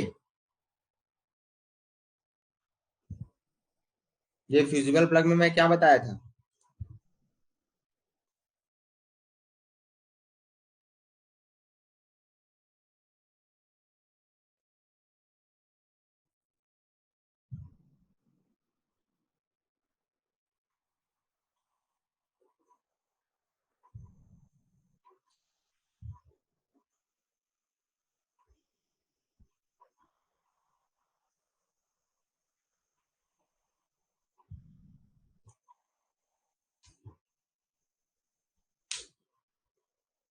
इसका आंसर क्या होगा? That is A. ठीक है, ए होगा। क्या करता है फ्यूजिबल प्लग? जैसे वाटर लेवल कम रहेगा उस केस में जो आपका एक्सेस अमाउंट पे जो फायर है उसको बंद कर देता है, जिससे आपका स्टीम जनरेट नहीं हो पाता है। ठीक है, लो वाटर लेवल याद रखना, low water level that is fusible plug.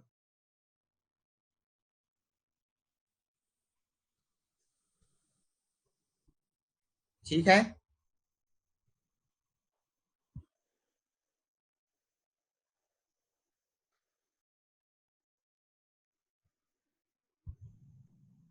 इसका आंसर क्या हो जाएगा? That is A, existing the fire extinguish fire in case of a low water level. अगर लो वाटर लेवल रहेगा उस केस में जो आपका फिजिबल प्लग है वो फिट होता है बॉयलर में, जिससे बॉयलर को ब्लास्ट होने से बचाता है। ठीक है, तो इसका आंसर क्या हो जाएगा? That is A.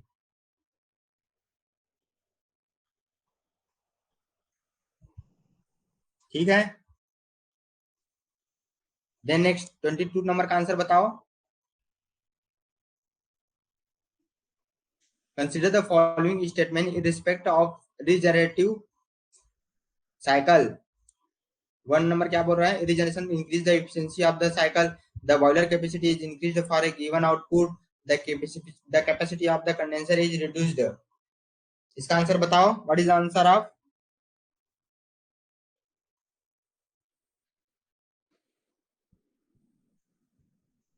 लीकेज के लिए कहाँ यूज करते हैं जी? लीकेज वाले तो नहीं आएगा आंसर ना 21 नंबर का आंसर। लीकेज के लिए यूज नहीं करते हैं। अगर वाटर लेवल लो है तो उस केस में फिजिबल प्लग का यूज होता है। ठीक है, उसमें फ्यूजिबल जैसे आपका रहता है ना फ्यूज, घरों में जो सर्किट रहता है उसमें फ्यूज होता है ना जी। तो क्या कहते हैं, जैसे एक्सेस अमाउंट या फिर कम होता है, कम ज्यादा होता है इलेक्ट्रिसिटी का सप्लाई, तो वहां पे जो फ्यूजिबल वायर रह जाता है, ठीक है, वो क्या हो जाता है? ब्रेक हो जाता है, जिससे शॉर्ट सर्किट होता है या फिर जो बाकी अदर इलेक्ट्रॉनिक इंस्ट्रूमेंट रहता है या फिर डिवाइस रहता है उसको बचाता है। ठीक है, समझ आया? 22 नंबर का आंसर क्या हो जाएगा? Regeneration increases the efficiency of the cycle, the boiler capacity is increased for a given output and the capacity of the condenser is reduced. तो इसका आंसर क्या हो जाएगा? 1 2 3, तीनों आंसर आपका सही है। ठीक है, रीजनरेटिव रीजनरेशन प्रोसेस याद रखो।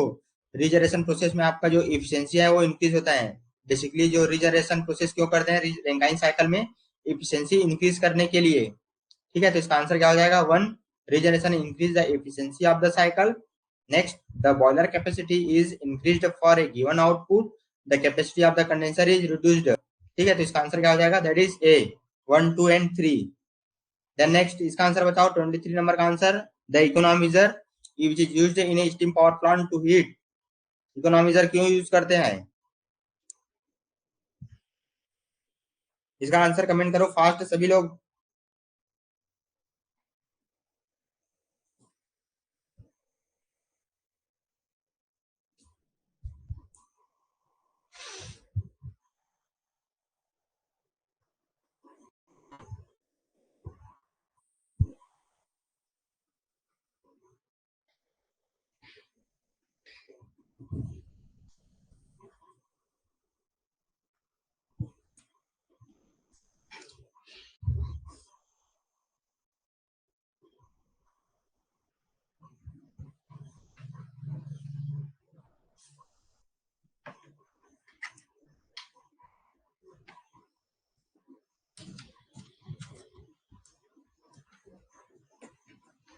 क्या होगा जी आंसर बताओ?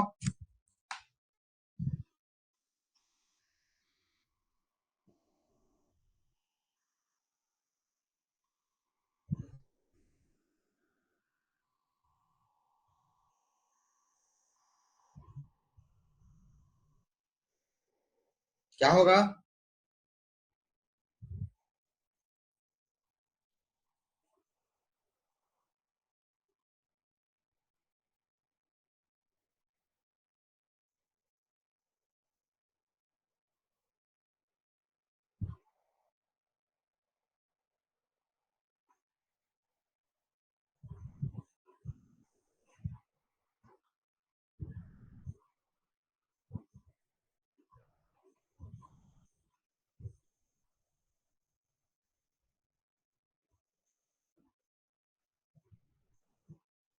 इसका आंसर क्या होगा?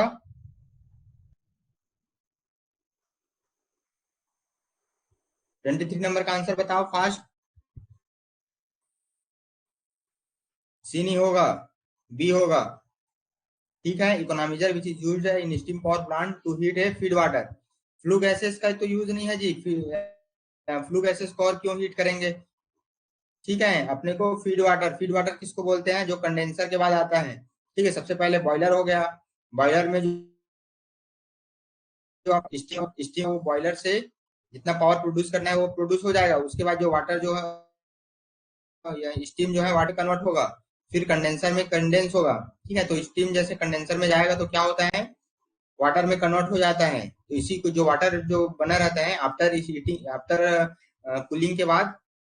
ठीक है, जैसे स्टीम सबसे ज्यादा हीट रहता है, उसके बाद जैसे कूलिंग होता है कंडेंसर में, तो वाटर में कन्वर्ट हो जाता है। इसी वाटर को क्या बोलते हैं? Feed water. ठीक है, तो इसमें स्टीम पावर प्लांट में जो इकोनॉमाइजर यूज करते हैं। ठीक है, तो स्पेशली जो इकोनॉमाइजर है वो क्या करता है, जो फीड वाटर है उसको और हीट करते हैं। ठीक है, तो हीट द फीड वाटर। समझ आया? बेसिकली जो इकोनॉमाइजर है which is used to in steam power plant to heat the feed water को हीट करने के लिए इकोनॉमाइजर का यूज करते हैं। ठीक है, इसका आंसर दैट इज बी होगा। याद रखो इसको, फ्लू गैसेस नहीं होगा। ठीक है, द नेक्स्ट 24th नंबर का आंसर बताओ। efficiency of the thermal power plant which is equal to the a Rankine cycle thermal efficiency, thermal power plant is equal to Carnot cycle efficiency, regenerative cycle efficiency। ठीक है, next D boiler efficiency, turbine efficiency and generator efficiency। क्या answer क्या हो जाएगा? जैसे overall thermal power plant का efficiency अपने को फाइंड आउट करना है, उस केस में टोटल मल्टीप्लीकेशन होता है of boiler efficiency, turbine efficiency और जनरेटर efficiency। इसका आंसर क्या हो जाएगा? That is D. ठीक है, किसी थर्मल पावर प्लांट का अपने को ओवरऑल इफिशियंसी निकालना है, तो उस केस में आपको बॉयलर इफिशियंसी भी याद रहना चाहिए, टरबाइन इफिशियंसी भी पता रहना चाहिए, और जनरेटर इफिशियंसी। अगर तीनों इफिशियंसी आपका इंक्रीज है, इस केस में जो आपका पावर प्लांट का जो इफिशियंसी है वो ओवरऑल निकलेगा। ठीक है, तो इसका आंसर क्या हो जाएगा? That is D. Then next, which of the following is a commercial unit used to measure electricity consumption. इसका आंसर सभी लोग कमेंट करो, इसका आंसर सभी को पता रहना चाहिए। ठीक है, ये 10th लेवल का एग्जाम है, 10 to 12th लेवल का। इसका आंसर सभी लोग जानते हो, इसका आंसर सभी लोग कमेंट करो। सभी का कमेंट चेक करूंगा मैं। राजकुमार, विक्की, राज, नवीन, बाकी लोग कमेंट करो इसका आंसर।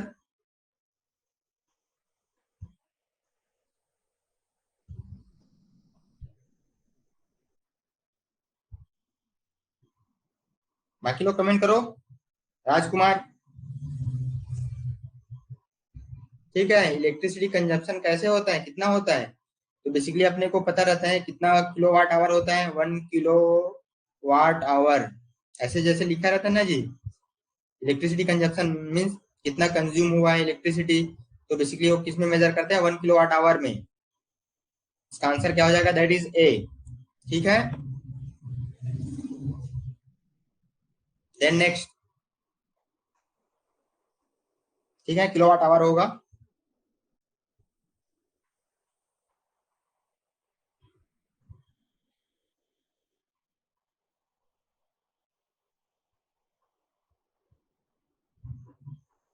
इसका आंसर बताओ। What is the horizontal fire tube boiler? अभी अभी दो पिछले क्वेश्चन में बताया हूँ, फायर टू बॉयलर और water tube boiler.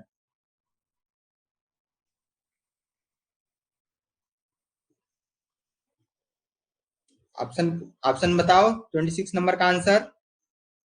What is the answer of 26 number, the boiler consist of horizontal fire tube is, इसका आंसर क्या हो जाएगा? That is A. बाकी जो है आपका वाटर ट्यूब बॉयलर है, ये आपका फायर ट्यूब बॉयलर है, इसको याद रखो, fire tube with horizontal fire. बाकी ये सब है आपका वाटर ट्यूब बॉयलर है, ठीक है। कॉर्निश बॉयलर हो गया, बेबकॉक बॉयलर हो गया, बेबकॉक और विल्कोक्स हो गया, और स्टाइलिंग बॉयलर हो गया, ये सब आपका वाटर ट्यूब बॉयलर है, ठीक है। फायर ट्यूब में क्या होता है, जो फ्लू गैसेस है वो इनसाइड रहता है और वाटर आउटसाइड रहता है। वाटर ट्यूब में क्या होता है, वाटर में वाटर इनसाइड रहता है और फ्लू गैसेस है वो आउटसाइड रहता है, ठीक है। क्या आएगा जी? कोरान आएगा इसका आंसर, कुछ चोरान, ठीक है। इसका आंसर बताओ, 27 नंबर का आंसर, एन एयर प्रीहीटर क्या करता है?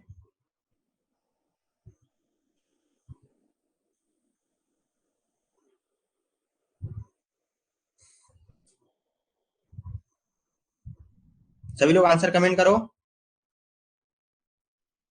What is the answer of 27 number? An air preheater, an air preheater answer A में क्या दिया हुआ है? An increase evaporative capacity of boiler, increase the efficiency of boiler, enable low grade fuel of to be burn, all of the above. सभी लोग comment करो इसका answer, ठीक है। इसका आंसर क्या हो जाएगा? That is D. जो एयर प्रीहीटर है वो क्या क्या करता है? सबसे पहले increase of evaporative capacity of boiler, ठीक है, मींस उसमें जो इवापोरेशन होता है वाटर का उसको इंक्रीज करता है जो एयर प्रीहीटर रहता है, ठीक है। Increase the efficiency of the boiler को इंक्रीज कर तो करता ही है, सबसे पहले और हीट करेगा तो और इंक्रीज होगा उसका efficiency. Then next, enable low grade fuel to burn, ठीक है। अगर उसमें एयर डालेंगे किसी फ्यूल में तो क्या होता है, उसकी जो बर्निंग कैपेसिटी है वो और बढ़ जाता है, ठीक है। तो इनेबल लो ग्रेड फ्यूल, जितना भी लो ग्रेड रहेगा अगर उसमें एयर डालेंगे, एयर से प्री हीट करेंगे एयर प्रीहीटर से, तो वो उसका बर्निंग कैपेसिटी है वो और इंक्रीज हो जाएगा, ठीक है। तो उसका आंसर क्या हो जाएगा? That is D, all of the above, ठीक है। Then next, what is nozzle? Nozzle is device which is used to convert, इसका आंसर सभी लोग बताओ।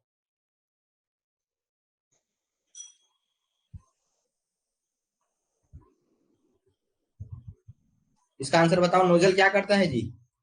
नोजल देखो ना, नोजल क्या करता है? नोजल कैसे रहता है? ऐसे रहता है। नोजल आपका फ्लूइड मैकेनिक्स में भी आ जाता है और इसमें भी है, ठीक है। तो what is the use of nozzle? इसमें याद रखो, नोजल क्या होता है? नोजल में जो क्रॉस सेक्शनल एरिया होता है, क्रॉस सेक्शनल एरिया, नोजल में जो आपका क्रॉस सेक्शनल एरिया होता है वो डिक्रीज होता है। देखो यहाँ पे अगर D1 है, अगर यहाँ पे D2 है इसका डायमीटर, तो D1 greater than D2 means इसका क्रॉस सेक्शनल एरिया डिक्रीज हो रहा है, ठीक है। तो नोजल क्या करता है? Energy, total energy to pressure, total energy to velocity, kinetic energy to mechanical energy, potential energy to kinetic energy. तो इसका आंसर क्या हो जाएगा? इसका आंसर बताओ जी। What is the use of nozzle? Basically जो नोजल होता है वो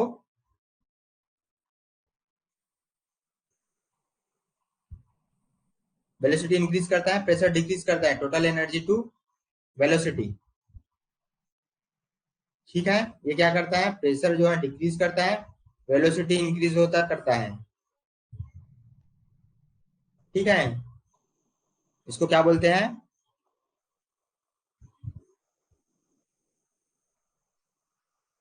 इसमें ये भी याद रखो, ये इसको क्या बोलते हैं? एंगल ऑफ डाइवर्जन और एंगल ऑफ कन्वर्जन ऐसे बोलते हैं इसको। वेंचुरीमीटर आगे पढ़ेंगे फ्लूइड मैकेनिक्स में, इसमें अभी इतना ज्यादा जानने की जरूरत नहीं है। बेसिकली इसमें नोजल में याद रखो, प्रेशर डिक्रीज करता है, वेलोसिटी इंक्रीज करता है। तो इसका आंसर क्या हो जाएगा? टोटल एनर्जी टू वेलोसिटी आ जाएगा, ठीक है। बी होगा जी इसका आंसर, जी टोटल एनर्जी को वेलोसिटी में कन्वर्ट करता है, ए होगा। एक मिनट यार, नोजल,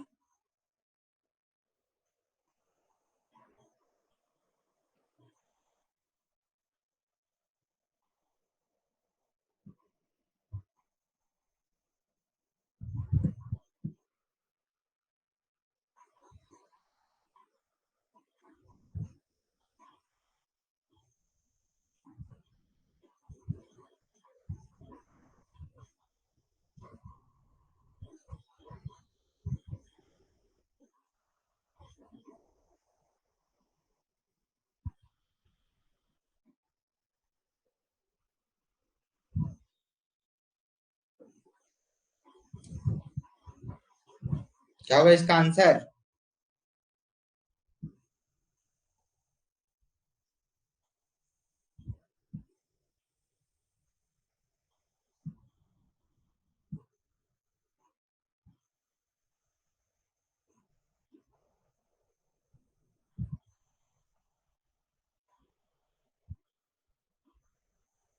क्या होगा इसका आंसर?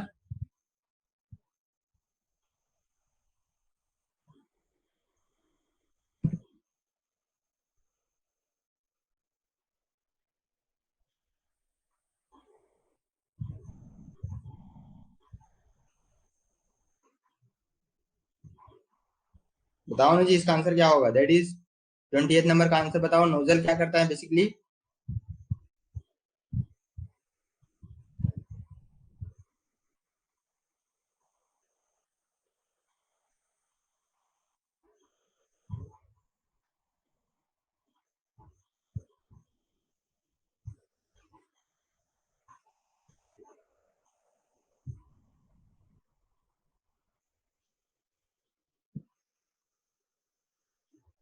ठीक है, तो नोजल क्या करता है? टोटल एनर्जी टू वेलोसिटी को इंक्रीज करता है, प्रेशर डिक्रीज करता है।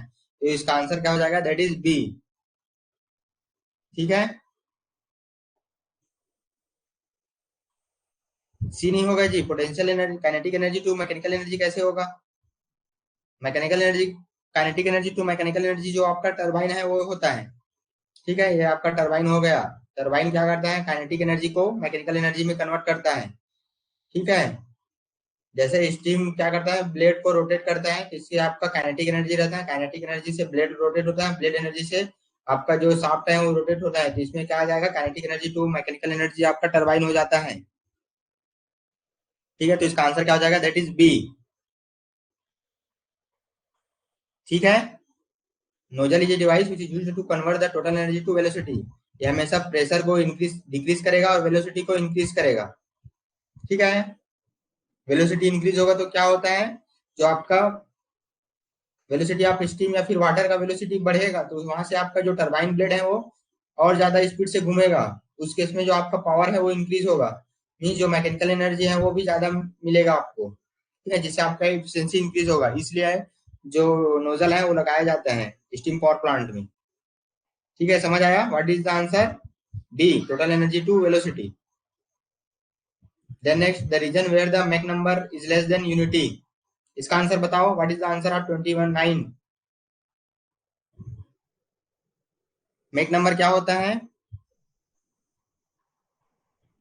मैक नंबर एक तरह से नंबर होता है जिसके अकॉर्डिंग आपको सोनिक है, सुपर सोनिक है, उसको चेक करते हैं। जैसे यहाँ पे आपका सोन Mach number, Mach number M से शो करते हैं। यहाँ से मैक नंबर जो आपका एक से लेस देन है तो वहां पे क्या होगा? सब सोनिक होगा।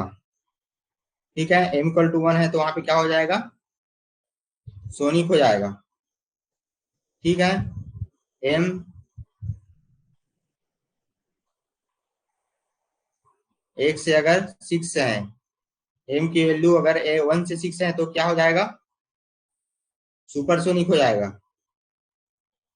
ठीक है, सुपरसोनिक हो जाएगा। और यदि एम की वैल्यू 6 से ज्यादा है,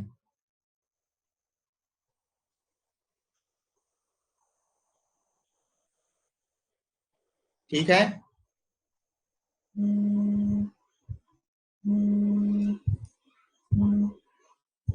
यदि एम की वैल्यू 6 से ज्यादा है तो यहाँ पे क्या हो जाएगा? हाइपरसोनिक हो जाएगा। ठीक है, तो इसका आंसर क्या हो जाएगा? That is the region where less than unity. अगर यूनिटी से लेस देन है तो क्या हो जाएगा? दैट इज बी हो जाएगा, ए हो जाएगा, सब सोनिक हो जाएगा। ठीक है, इसका आंसर क्या हो जाएगा? ए। इसको याद रखना। मैक नंबर कहाँ से कहाँ तक क्या होता है? जैसे एक से कम होगा तो सब सोनिक हो जाएगा, इक्वल टू 1 रहेगा तो सोनिक हो जाएगा, और 1 to 6 रहेगा। अगर मैक नंबर का जो रेंज है वो 1 से 6 के बीच में रहेगा तो उसको सुपरसोनिक बोलेंगे। अगर 6 से ज्यादा रहेगा मैक नंबर तो उसको अपन क्या बोलेंगे? हाइपरसोनिक। ठीक है, इसको याद रखना, अपने कॉपी में नोट डाउन कर लो। ठीक है, देन नेक्स्ट, बैटन साइकिल। इसका आंसर बताओ। What is the Brayton cycle में क्या क्या होता है?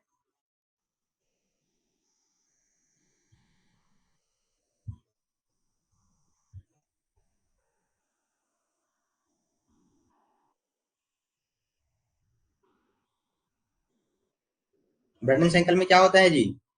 ब्रेटन साइकिल इसमें यूज होता है जो आपका एरोप्लेन हो गया, ठीक है, एरोप्लेन हो गया, ये सब में आपका जो ब्रेटन साइकिल है वो यूज होता है, ठीक है। तो सबसे पहले इसमें क्या होता है, two isobar and two reversible adiabatic process, इसमें कांस्टेंट प्रेशर रहेगा और टू रिवर्सिबल एडियाबैटिक प्रोसेस रहेगा। ये ऐसे बनता है, ये ऐसे, एक मिनट,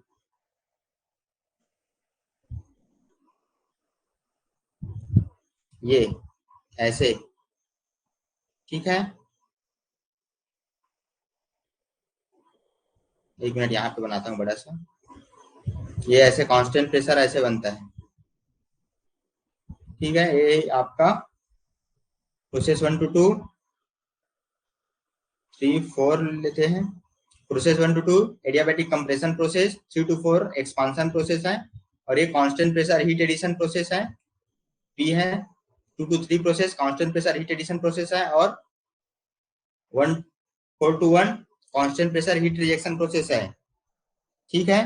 तो यहाँ पे क्या हो जाएगा, two isentropic and two constant pressure. Rajkumar good, इसका आंसर क्या होगा, that is A. Brayton cycle जन मोस्टली कहाँ पे यूज होता है, जो आपका एरोप्लेन हो गया वहां पे यूज होता है ब्रेटन साइकिल, ठीक है। इसका आंसर क्या हो जाएगा, दैट इज ए। समझ आया सबको इसका आंसर? किसी को डाउट है अभी तक जो पढ़ाया हूँ उसमें? ठीक है, तो फिर क्लास आज के लिए इतना ही, बाकी अच्छे से प्रिपेयर करते रहो। किसी को डाउट है इतना जो एमसीक्यू कराया हूँ उससे? नेक्स्ट क्लास में अपन और एमसीक्यू करेंगे, 30 क्वेश्चन है, इतना बहुत है।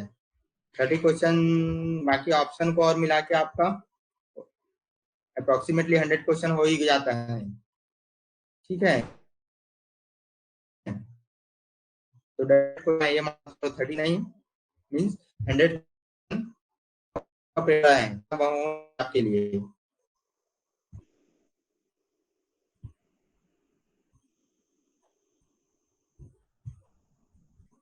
ठीक है, अभी एक दो 2 दिन आपका क्लास ठीक है, ठीक है। रिवाइज करो, इसका पीडीएफ भी मिल जाएगा। नोटेशन वाला चाहिए कि बिना नोटेशन वाला चाहिए? जो ऑप्शन मैं टिक किया हूँ वो चाहिए कि बिना ऑप्शन वाला चाहिए, मतलब बिना नोटेशन के चाहिए?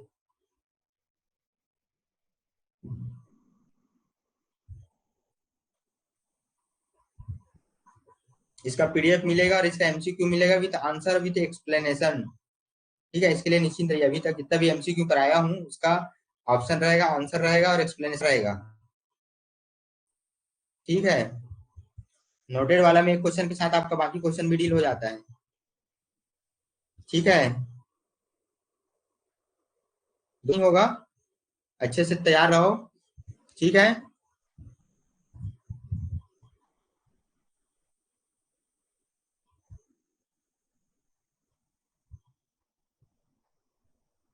बाकी नेक्स्ट क्लास में अपन लोग क्या पढ़ेंगे, कंप्रेसर का एमसीक्यू तैयार रखूंगा, और रेफ्रिजरेशन साइकिल और नोजल और स्टीम टरबाइन का, ठीक है। उसके बाद अपन फ्लूइड मैकेनिक्स में जाएंगे, फ्लूइड मैकेनिक्स का भी बहुत सारा एमसीक्यू बनता है।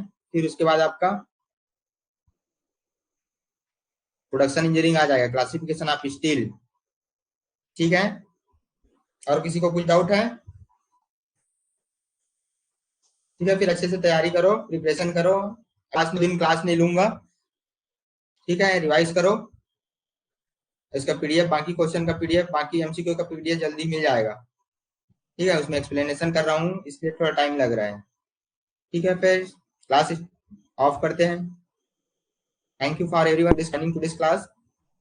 Have a good night. Thank you everyone.